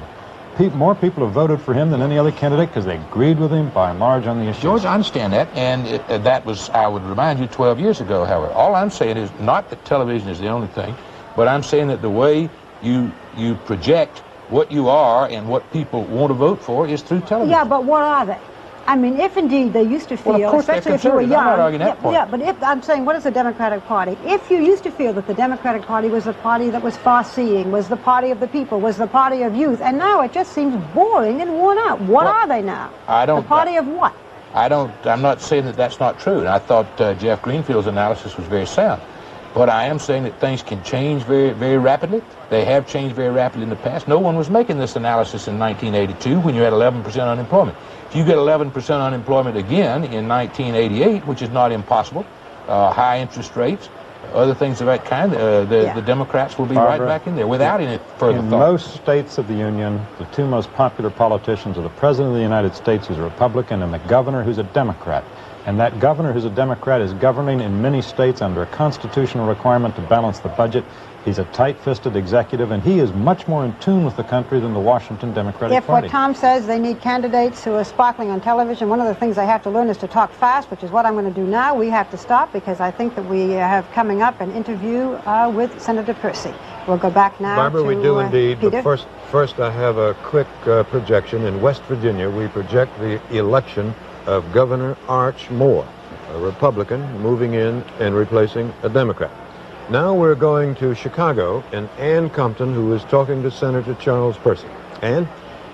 David, indeed, it is too close to call here in Illinois. And Senator Percy, you heard Richard Viguerie a few moments ago. Has some of that conservative money that has been spent against your campaign, aside from the Democratic candidate that you're running against, done something? Is that why you are running so far behind President Reagan in this state? I don't think we should detract from Paul Simon's 10 years in Congress. He was lieutenant governor, and he ran for governor. He's well known. But also, never in the history of Illinois have we had so much money pour in from outside the state. One individual spent $1,200,000 from Southern California to try to influence the Illinois vote. You have been chairman of the Foreign Relations Committee. Is that one of the disadvantages that has played? You have been accused of thinking more of Paris, France than Paris, Illinois. Is that one factor this year? It's not really a factor. It's been used by every opponent in the primary and the general. But in Illinois, quite different from other states. We're very much international minded. 85% is the minimum poll that I've seen, indicating that being chairman of that committee in Illinois is an actual advantage for Illinois. Senator Percy? Let me interrupt you, Why are you? We both want to have that. I'm afraid everybody in New York wants to ask you questions, too. Some Southern Californian sent over $1 million into Illinois trying to defeat you. Who was it? Michael Golden, a businessman who's made a great deal of money, and he just is determined. He's a one-issue person. He's absolutely determined to demonstrate that he can, in a sense, buy the seat. Well, Senator, and defeat the incumbent. Senator, you spent over $4 million, if I'm not mistaken. If you do win tonight, will it have been worth it? Citizens for Percy have, of course. Well, all right. Your campaign has spent $4 million. If you win tonight, will it have been worth it? Certainly, the effort is worthwhile. I want to be part of the economic recovery program. I'm thrilled at the mandate people of the country have for President Reagan's reelection and George Bush. That mandate is important all over the world. It's going to mean a continuation of this economic policy, and arms control will move forward rapidly now, and I think peace will continue. I want to be a part of that, of course. But I think both Simon and myself have spent equal amounts. What we have in addition to that is this outside money that's come in, particularly from one individual. Senator Percy, thank you very much for joining us. And thank you. We want to just do a quick wrap-up now as to where we are. Let us take first a quick look at the popular board. 39% of the precincts reporting in. Mr. Reagan has 58% of the popular vote. Mr. Mondale has 41%. On the electoral board, which is the real story of the evening, Mr. Reagan has 454. And Mr. Mondale has 13. By the way, the greatest number of electoral votes ever won was 523 by Franklin Roosevelt in 1936, and in the 1972 Richard Nixon landslide, he won 520. David? Well, Reagan has 454 now, and California is still to come. Oregon, Washington, Hawaii, and Alaska. They're all still open, so we can't call them. In any case, we have seen a tremendous sweep. We have seen the beginning of the end of the Mondale voyage, which he describes as having been longer than Columbus's and having discovered less at the end of it. We are going to go away for half an hour now for local news, but we do expect Walter Mondale may come out after 11 o'clock Eastern Time, which could be in about 2 or 3 minutes or any time there. If Mr. Mondale does come out, we are going to cut into the local news, or give you the opportunity to cut into your local news, to see Mr. Mondale come out and speak to his supporters. So we just want you to know with that. Other than that, we will be back with the concluding national results, particularly in the West Coast, at 11:30. Hope you'll join us then. Thank you for staying with us this far.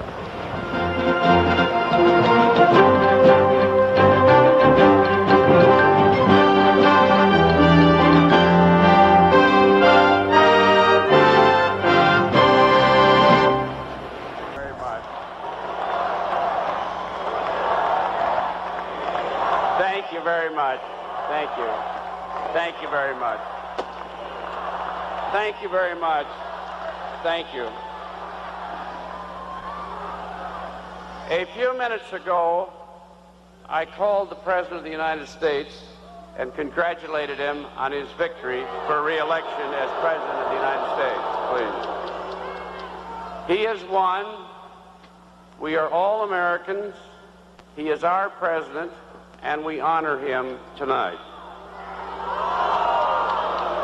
Again tonight, the American people, in town halls, in homes, in firehouses, in libraries, chose the occupant of the most powerful office on earth. Their choice was made peacefully, with dignity, and with majesty. And although I would have rather won,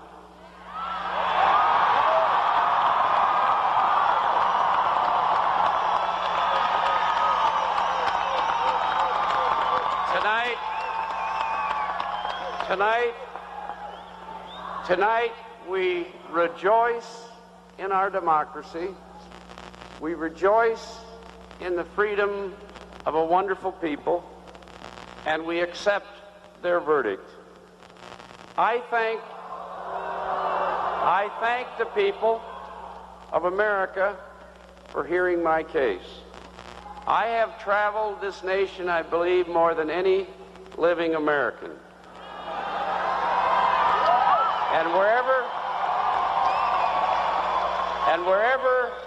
And wherever I've gone, the American people have heard me out. They've listened to me. They've treated me fairly. They've lifted my spirits, and they've added to my strength. And if there's one thing I'm certain of, it is that this is a magnificent nation with the finest people on earth.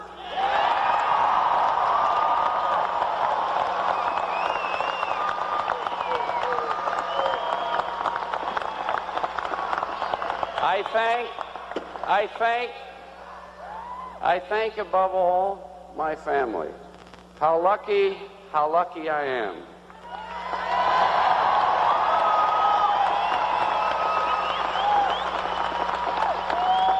Joan has campaigned with class all over this nation.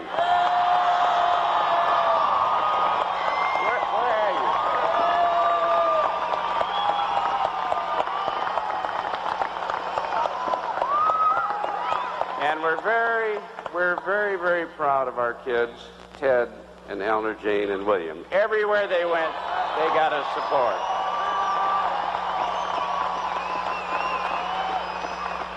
And I thank Geraldine Ferraro. We're very proud of Jerry. Very proud of Jerry.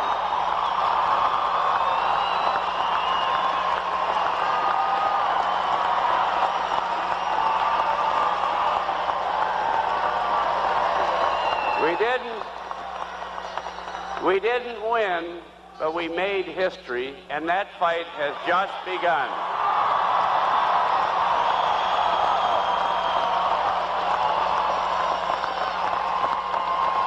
And once again, here I am in Minnesota.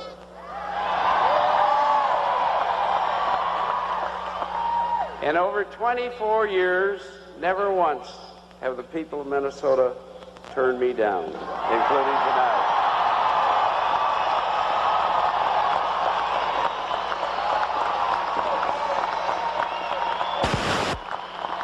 Minnesotans, this is a special state, a remarkable state with a special spirit.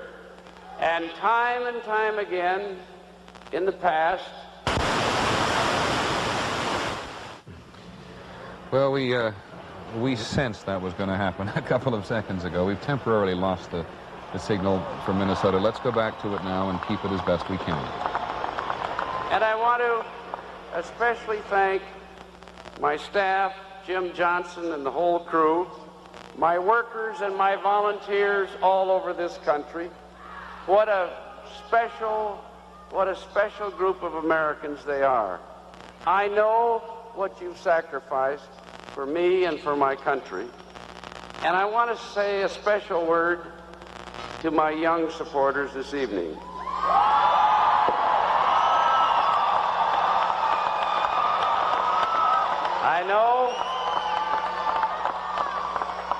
I know how you feel because I've been there myself. Do not despair. This fight didn't end tonight. It begins tonight.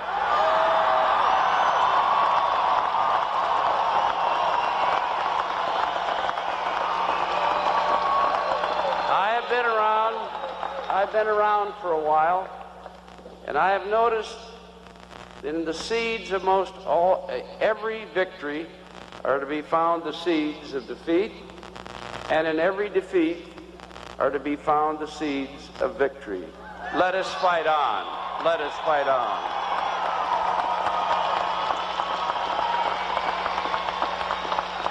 My loss tonight does not in any way diminish the worth or the importance of our struggle. The America we want to build is just as important tomorrow as it was yesterday. Let us continue to seek an America that is just and fair.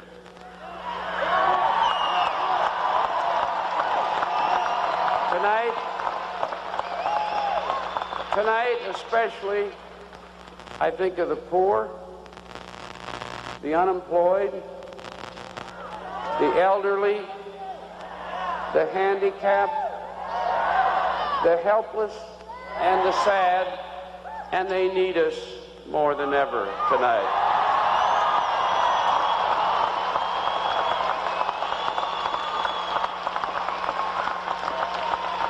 Let us fight for jobs and fairness. Let us fight for these kids and make certain they'd have the best education that any generation ever had. Let us fight for our environment and protect our air, our water, and our land. And while we keep America strong, let's use that strength to keep the peace, to reflect our values, and to control these weapons before they destroy us all.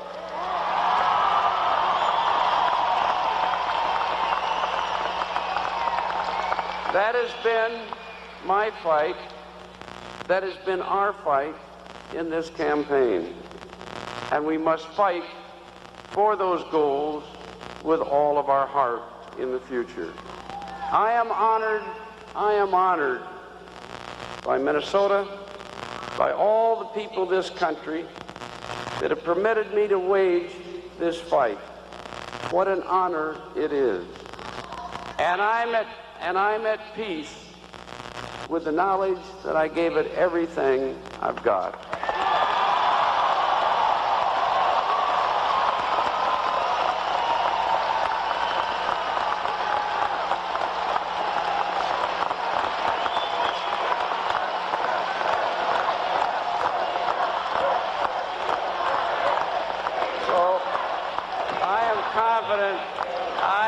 confident.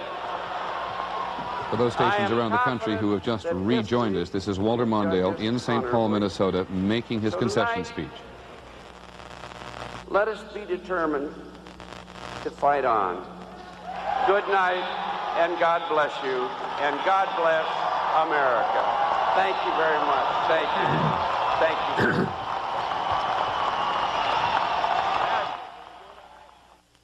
Concession speech from Walter Mondale, and we'll be back to review some of tonight's results right after this. That was a great game. Hey, what do you say we grab? Dad, we ate that last week. Hey, I've got it. How about some... Again? How about something different this time? How about, Pizza Hut! Pan pizza! All right! Pan pizza at Pizza Hut. When you're looking for specialized cheese. Lots of tasty toppings. How about next week we... Pan pizza! At your hometown Pizza Hut. Let's recap for you now the results of the top races in Tennessee tonight. In the presidential balloting, as you can see, Ronald Reagan swept the state of Tennessee with 58% of that vote. In the race to replace Howard Baker in the U.S. Senate, Al Gore Jr. will be going to Washington to represent Tennessee. In the 6th Congressional District, the battle to replace Al Gore in Congress, Bart Gordon won handily over Joe Simpkins. And the winner of the 4th Congressional District seat is Jim Cooper. He gets a second term, defeating James Sr. And we're going to take a break. We'll go back to Peter Jennings and review some more of the national stories. And now that Walter Mondale has conceded, there will be a victory speech sometime in the next few minutes from Ronald Reagan. We'll be joining that.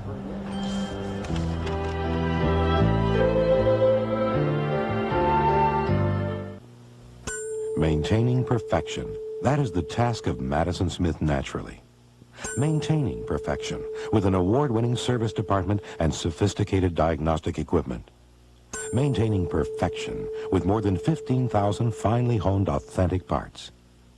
Maintaining perfection, now at 666 Lafayette across from Sears. Maintaining perfection at Madison Smith Naturally. There's a time and a place for everything. WKRN, Nashville. ABC projects that California, with its 47 electoral votes, the largest number of electoral votes in the nation, has gone for Mr. Reagan, as has the state of Oregon, with its 7 electoral votes. And while we're at it, we also want to make a Senate projection in the state of Oregon. Mark Hatfield, who is the incumbent Republican, has defeated the state senator Margie Hendrickson and retained his seat. He was running for a 4th term in Oregon. Senator Mark Hatfield is returned to the Senate. David? Britt Hume is somewhere in the St. Paul Civic Center. Britt, can you hear me? I can, David. Come in and tell us what you see there, will you? Well, David, I just couldn't help remarking as I was listening to Walter Mondale make that concession speech how very like Walter Mondale it was. It was gracious, every word of it. There's one thing that Walter Mondale has refused to do at any time this year, and that is to gloss over, as he calls it, any of his failures or losses or shortcomings. And he certainly did nothing in anything that he said tonight to minimize the defeat that he has received. And yet, as you noted, he never looked hangdog for a moment. His smile never faded. His congratulations to Mr. Reagan seemed genuine and heartfelt. Indeed, for a moment there, it seemed that he was well ahead of his supporters in that department. There were some boos when he talked about having lost. He raised his hand to calm them. Walter Mondale has shown all of us who have covered him through this year that he is a man of considerable grace, and he has been a remarkable sport about all this, because I think that, as we discussed earlier, he knew that something like this was coming. Britt, this may even sound outrageous, but he gives the impression, as he often did at the end of primary losses, that he doesn't mind losing. How badly does he mind losing? Oh, I think he minds losing very much, Peter. I think he did have some preparation for this, because I think that after he failed to gain ground in the second debate, neither he nor his top aides could see any other turning point which might have moved the race in his direction. So I think that he thought that a loss was a distinct possibility, and he is a man very much concerned with doing things in the right way, with displaying the proper spirit. And I think that's what you're seeing there. You're not seeing a man who is enjoying losing. There may be some relief that this is all over, as has been remarked earlier this evening, This was a long and very grueling year for Walter Mondale, in which he had to fight off an enormously potent challenge from Gary Hart to win the nomination, and then it was a struggle to try to unite the party and to get past the Ferraro family finance crisis and finally get on to the general election. So he is a very tired man tonight, and perhaps relieved that this ordeal, or the ordeal part of it, is over. But make no mistake about it, he's not a man who enjoys losing at all. Well, with varying degrees of intensity, he's been running for president now for about 4 years, Britt. He certainly has, David, and I think that that very fact gives you some sense of the disappointment he must feel. This was an effort that was really years in the making, and he is a man who is given to very careful preparation and planning for things. I think that it may even be fair to say that this presidential bid was 10 years in the making, that he's been thinking about it for a long time. You'll remember he made sort of a false start for the 76 race and then dropped out, deciding that he wasn't ready, didn't want to spend too much time in Holiday Inns, as he put it at the time. And then, of course, he was tapped for the vice presidency in 76 and had, I think, what is by general agreement, the most active and important role as a vice president up to that time in American history. So I think he is a man who feels he was ready. He made an enormous effort to organize a potent campaign. He saw the effort to unite the Democratic Party early shattered by Gary Hart's surprising upset in New Hampshire and the difficulty Mondale had in regaining his balance thereafter. It has been a long struggle for him, one he very badly wanted to win, one I think he hoped he could win. And Gary Hart said something earlier this evening about the Mondale campaign that I think is absolutely right, that early on in this general election, they made the decision to do what they would have to do to try to win the race, not just to win the base Democratic states and have a respectable showing, but to try to win. That meant going into the South. It meant going into California. It meant going into places where it was going to be very difficult for Walter Mondale to overcome Ronald Reagan's popularity. In the end, I think it cost him in the industrial states in the Northeast and Midwest, where if he had campaigned more earlier, he might have shown better. But he tried to win, and he is very disappointed tonight that he did not. Well, Britt, I want to make a couple of points by way of getting to another question. And the first point is that ABC News now projects the state of Washington with its 10 electoral votes for Mr. Reagan, which gives Mr. Reagan 518 electoral votes, but also gives him every state in the country except Minnesota and also the District of Columbia. And it raises the point, for me at least, at this, as I said, cruel moment. He's only 56 years old. His mentor, Hubert Humphrey, who tried this, went back into the Senate. What do you think Mr. Mondale is going to do now? Well, Walter Mondale has really never been anything except a public official. He was involved in politics almost from the moment he got out of college. He was involved in politics to some extent while he was in college. And he has held public office of one kind or another almost the whole time he has been an adult. And I don't think he really knows anything else. I suspect he will go and practice law in some lucrative fashion. No doubt his services will be much in demand. He's a sharp lawyer. He was the Attorney General of this state. But I suspect that sooner or later he will want to get back into public office. And he, as you remarked, he's only 56. I wouldn't be surprised to see Walter Mondale run for the Senate. I'll tell you one other thing, though. In the short run, I wouldn't be surprised to see Walter Mondale doing a lot of fishing and hunting and skiing. Gentlemen? Britt, thank you very much. We have now been able to project all of the 48 contiguous states, and the only ones we have not been able to project are Alaska, which is where the polls are still open, and Hawaii, which we simply don't have yet. That was a very gracious correction, David. I did turn around and look at the map, and Alaska's not on our map, and nor is Hawaii. No. As you see, one state is blue for Mondale, everything else is red for Reagan. We'll be back. Waiting to be heard from is the president himself, who will be making his remarks sometime shortly, Mrs. Ferraro, and we, of course, will be here for that. And we'll be back in a moment. ABC News coverage of the 84 vote will continue in a moment.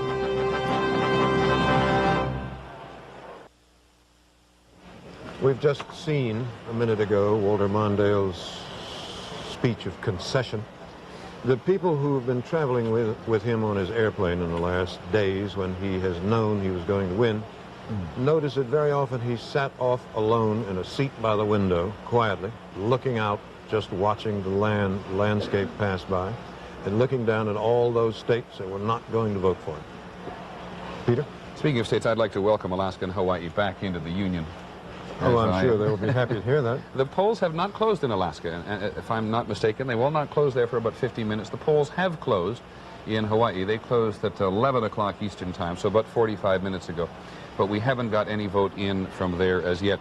I was just looking, David, at some of the polls. You know, we were talking about not so much how Mr. Mondale lost at that moment, but Mr. Reagan's strengths are really very considerable. He won 49% of the Hispanic vote. That's much better than expected. 58% of the Italians. Geraldine Ferraro does not appear to have been any help there. By the way, we are waiting for Geraldine Ferraro to come down and make a statement. She wasn't going to say anything until Mr. Mondale did. There was no gender gap apparent. Mr. Reagan won 55% of women, 63% of men, 59% of blue-collar workers. Mr. Mondale's strengths appear to have been, in a sense, those people he was talking to in his closing campaign, or his closing remarks there. 89% of the black vote, 64% of the unemployed, and 70% of the Jewish vote, better than Jimmy Carter did in 1980. Well, all of that raises a question that we can't answer now, but we will discuss it a bit when we have time and see what thoughts people have. Is this a personal triumph for Mr. Reagan, or is it some sort of political expression of a broad-gauged nature on the part of the American people? I'm not sure I know the answer, but I would like to hear somebody else's thoughts about it when we get a chance. Again, we're waiting for Geraldine Ferraro to appear here in New York in a hotel in Manhattan, not in Queens, to say whatever she has to say, and when that time comes, we, of course, will take you there to hear it.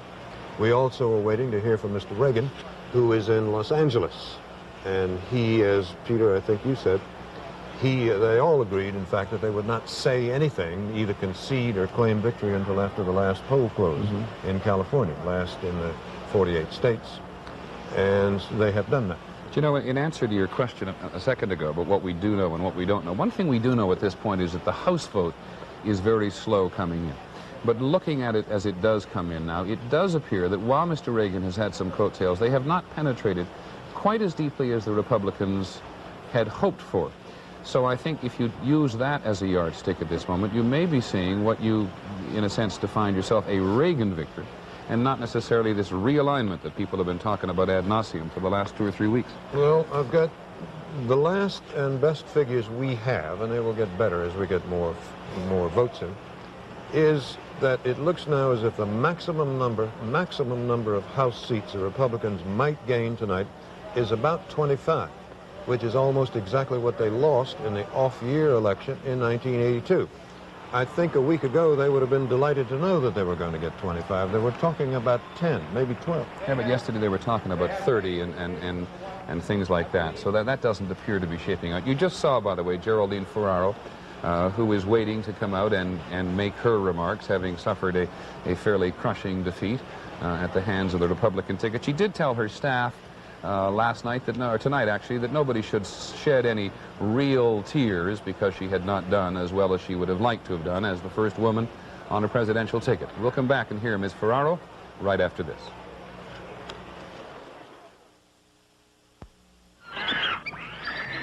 This country may be in danger. We could be losing something we can't afford to lose. Once in this country, when a man produced a product, it was the best he could possibly make. He stood behind it with pride. He lived a simple idea. Do it right or don't do it at all. Nobody told him that. No government agency dictated it. And it built a standard of living for the world to aim at. Now that idea is threatened by the slipshod, the second rate.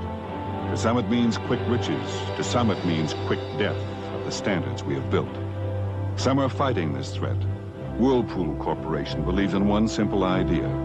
To continue to build and sell only good, quality, honest appliances, designed to give you your money's worth, and to stand behind them with pride, or they will not build them at all. If we can't keep this simple idea alive, then indeed we are the endangered species.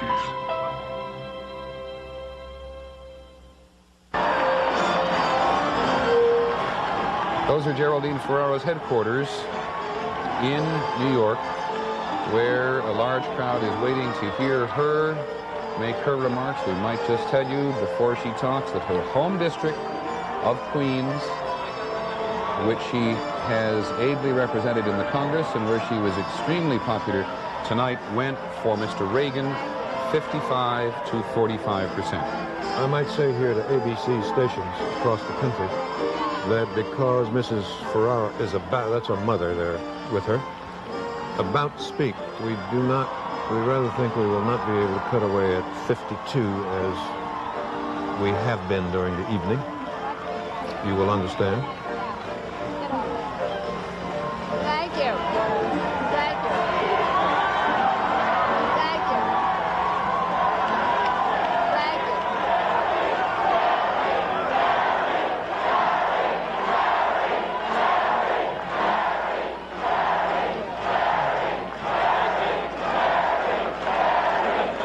You're very nice. Thank you.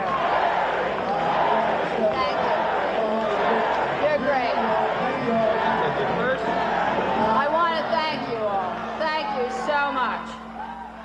I want, first of all, to congratulate President Reagan, and I have just telephoned Vice President Bush to convey my best wishes to him as well. They ran a skillful,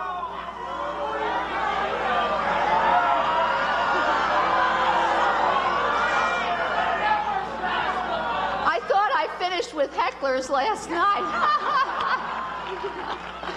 They ran a skillful, spirited campaign, and today they have achieved an impressive victory. Tonight, the campaign ends.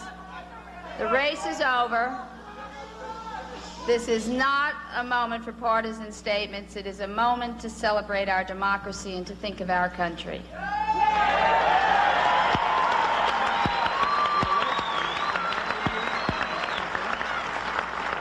The American people have put their trust in President Reagan. And in the interest of the nation, with hope for the future, I ask all Americans to join together, work together, and pledge our support for our president in the search for a more just society, a strong America, and a world at peace. Tonight, I would also like to thank my running mate and my friend, Walter Mondale.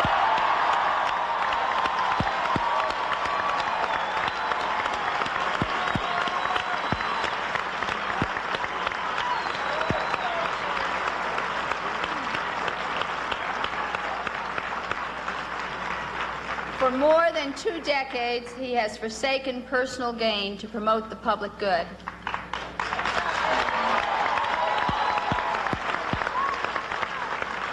He has fought for people who need our help. He has stood up for everyone the last 25 years.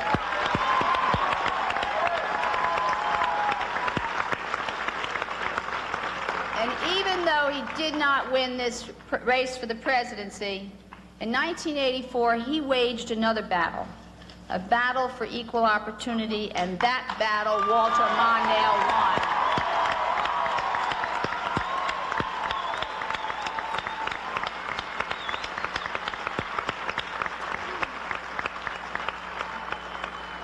For 2 centuries, candidates have run for president.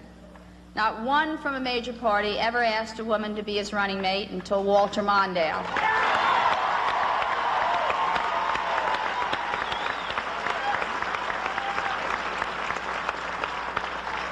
When he asked me to be campaigned by his side, he opened a door which will never be closed again. That is a victory of which every American can be proud.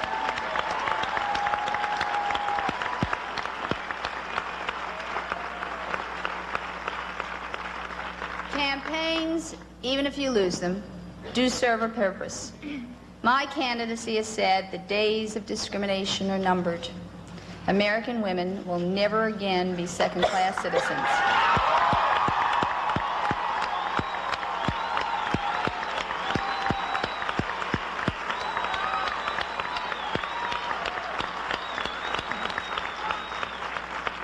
Elections also focus the nation's attention on the things that truly matter.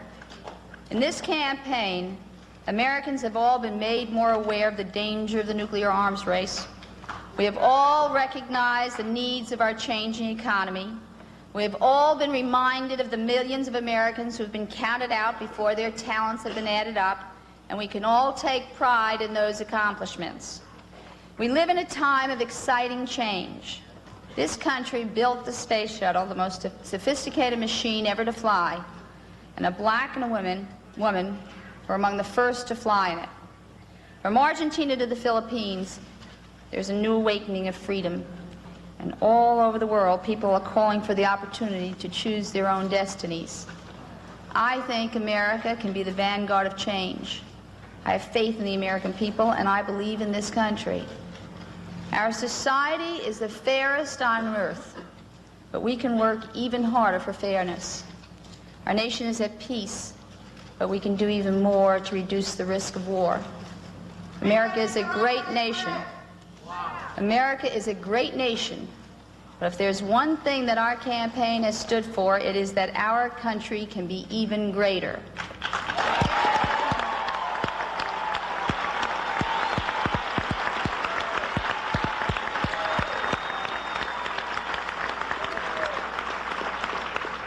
That cause, our country's cause, is never finished, and I, for one, will continue to work for it.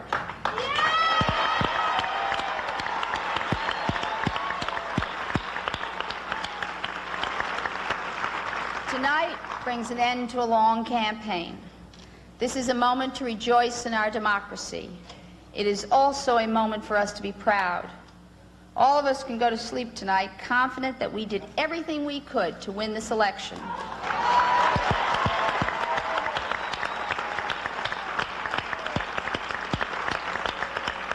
So let me say to our supporters throughout the country, to my staff, my family, and my friends, we fought hard, we gave it our best, and we made a difference.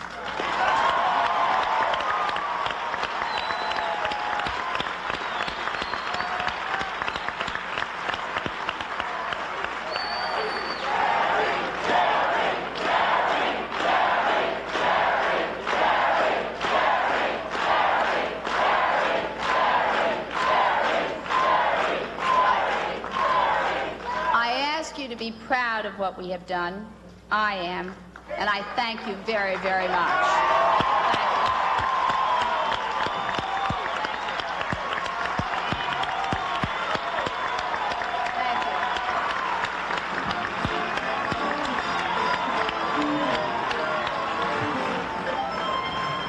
Lynn Scher of ABC, who covered Ms. Mondale, Ms. Ferraro, all the way through the campaign, back to the Democratic Convention in San Francisco when she was nominated. Lynn, can you hear me? If so, would you come in? Sure, David, I can hear you. I was, of course, watching and listening to that speech the same as you.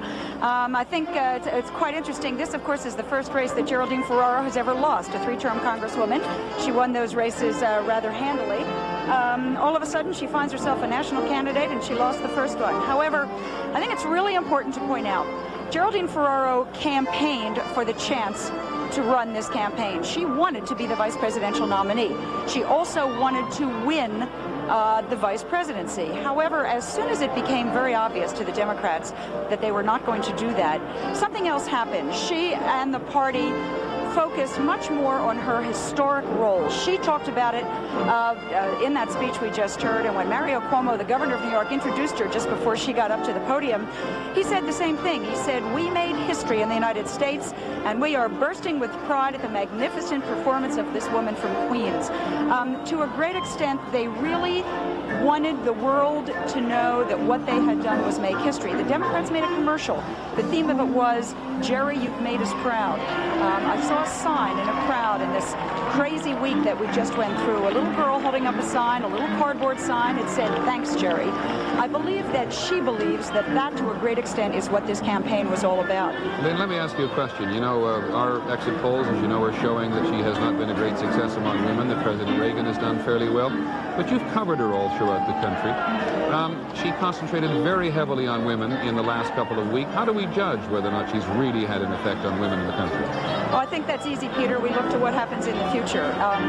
Every single place we went, she drew out huge crowds and women who merely wanted to see her and feel her and touch her. Not all of them knew if they were going to vote for her. I'm not sure all of them did, but she was not. I believe what happened is that she will inspire plenty of other women in both parties to say that they too can run. She has, in fact, made it easier for other women, including Republican women. We are waiting for Mr. Reagan to appear in Los Angeles to say whatever he has to say about his victory tonight, his tremendous victory tonight, and we will bring that to you whenever it occurs, probably in the next few minutes. In the meantime, here's where we stand with the popular vote and the electoral vote in today's election. The popular vote you see, 33 million votes. It's not all in, 62% of it. 33 million for Mr. Reagan and 23 million for Mr. Mondale, 59% to 41. And here are the electoral votes, the ones that count. 518 for Mr. Reagan, 13 for Mondale. The 13 came from his home state of Minnesota and from the District of Columbia. And behind us, as you see here, is our map. The red states went for Reagan. The blue state, singular, Minnesota, went for Mr. Mondale. It's his home state. And here in the studio with us, Benjamin Hooks, the NAACP. Thank you for coming in. Nice to have you with us. Thank you. Glad to be here. Have you seen the figures on voting in black areas of the country? And if so, tell us what happened. Well, we've run an election watch special at our office, and we've had some key precincts over the country to call in. The results seem to be now that we did have a tremendously large black vote in those precincts which we have checked and followed. And the overwhelming majority went for Mondale. I would suspect 92 to 94%. That's our information we have. You're talking about your Operation Hotline 84, which you ran tonight. That's right. You certainly raise a question. You've been one of the few groups in the country which has remained absolutely loyal to the Democratic Party tonight. What do you expect to get from it? Well, it's not so much a matter of what we expect to get from it. It's a matter of getting the country on the right trail. We want to be in the lead. We want to be in the vanguard of those who are doing right. We believe that the Democratic Party, at this point, and NAACP is nonpartisan, we believe there ought to be a strong black presence in both the Republican and Democratic parties. But at this junction in history, the Democratic Party offers more for the black community and for the entire nation, so black folk have followed it. Does this election result tonight suggest to you in a very forceful way that blacks have got to start trying to make some kind of inroads into the Republican Party? It suggests two things. Number one, and both of these the NAACP has been pushing for many, many years. One, within the Democratic Party, there must be coalition building. We cannot, as black folk, elect a president by ourselves, and in very few states can we elect a governor or senator. Therefore, we have to build coalitions in the Democratic Party. Secondly, we must have a stronger black presence in the Republican Party to redeem the soul of that party and to move it in the direction that it moved for many years until, let's say, 4 or 8 years or 12 years ago. Mr. Hooks, you say you prefer to stay with the Democratic Party. So long as you do, and so long as they know you're going to vote for them, you don't have any leverage. Well, I think that what is going to happen is that there will be a reassessment. The Democratic Party itself must reassess where it stands. For instance, the Democratic Party went into this election with the majority of governors, overwhelmingly so. They'll come out the same way. I think there'll be a net gain of 1 or 2 Democratic seats in the Senate, probably no more than 10 or 12 lost in the House. So the Reagan victory is a personal victory, not a Republican Party victory. The Republican Party must look at itself. When Bill Brock was Republican National Chairman, he made a determined effort to bring blacks and minorities into the party. I don't think that has happened lately. But I believe that whoever takes over in '88 must look at the fact that if you want to build a party as opposed to a personal, charismatic movement around one person, you must indeed include minorities in that party. Mr. Hooks, we look forward to the day, obviously, in this country when questions of race don't come up on elections. But in the South tonight, it looks like blacks went Democrat, Republicans went white, particularly in the South. Are we seeing there a white backlash, do you think? I think that you see some part of that. One thing that has happened in this nation, and I'm proud of being a part of that movement, most white people in this country will not look at the mirror and say to themselves, I am a racist. I don't like black folk. We've succeeded in eliminating that type of thinking for the large part. But there's a sort of a subliminal feeling in this nation that enough has been done for black people as a people. They must now get their own boot, their own strap, and try to pull themselves up. And I think that Reagan personifies that kind of thing. I don't perceive of Reagan as a racist in the old sense. I perceive of him as a man who has a lot of ideas that really won't work so far as the black community is concerned.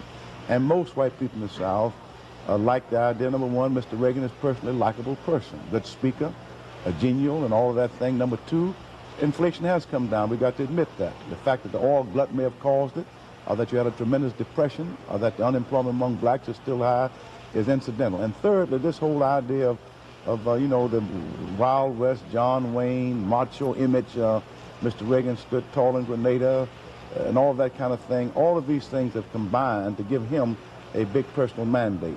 The party must be built, and I think that white people in the South reacted to that, as did white people in the North. But after all, it was not only in the South that white people voted for Reagan, they voted for him all over this country, except perhaps in Minnesota. And this other thing to remember is that there was a lot of ticket splitting tonight, because that was not the kind of sweep you would have expected with this kind of landslide electoral victory. Very good point. Thank you very much for joining us. Thank you. Benjamin Hooks, the director of the NAACP. David? We are going to bring you up to date on the governor's races and the Senate races from Barry Serafin and Sander Van Ocker when we come back in a moment.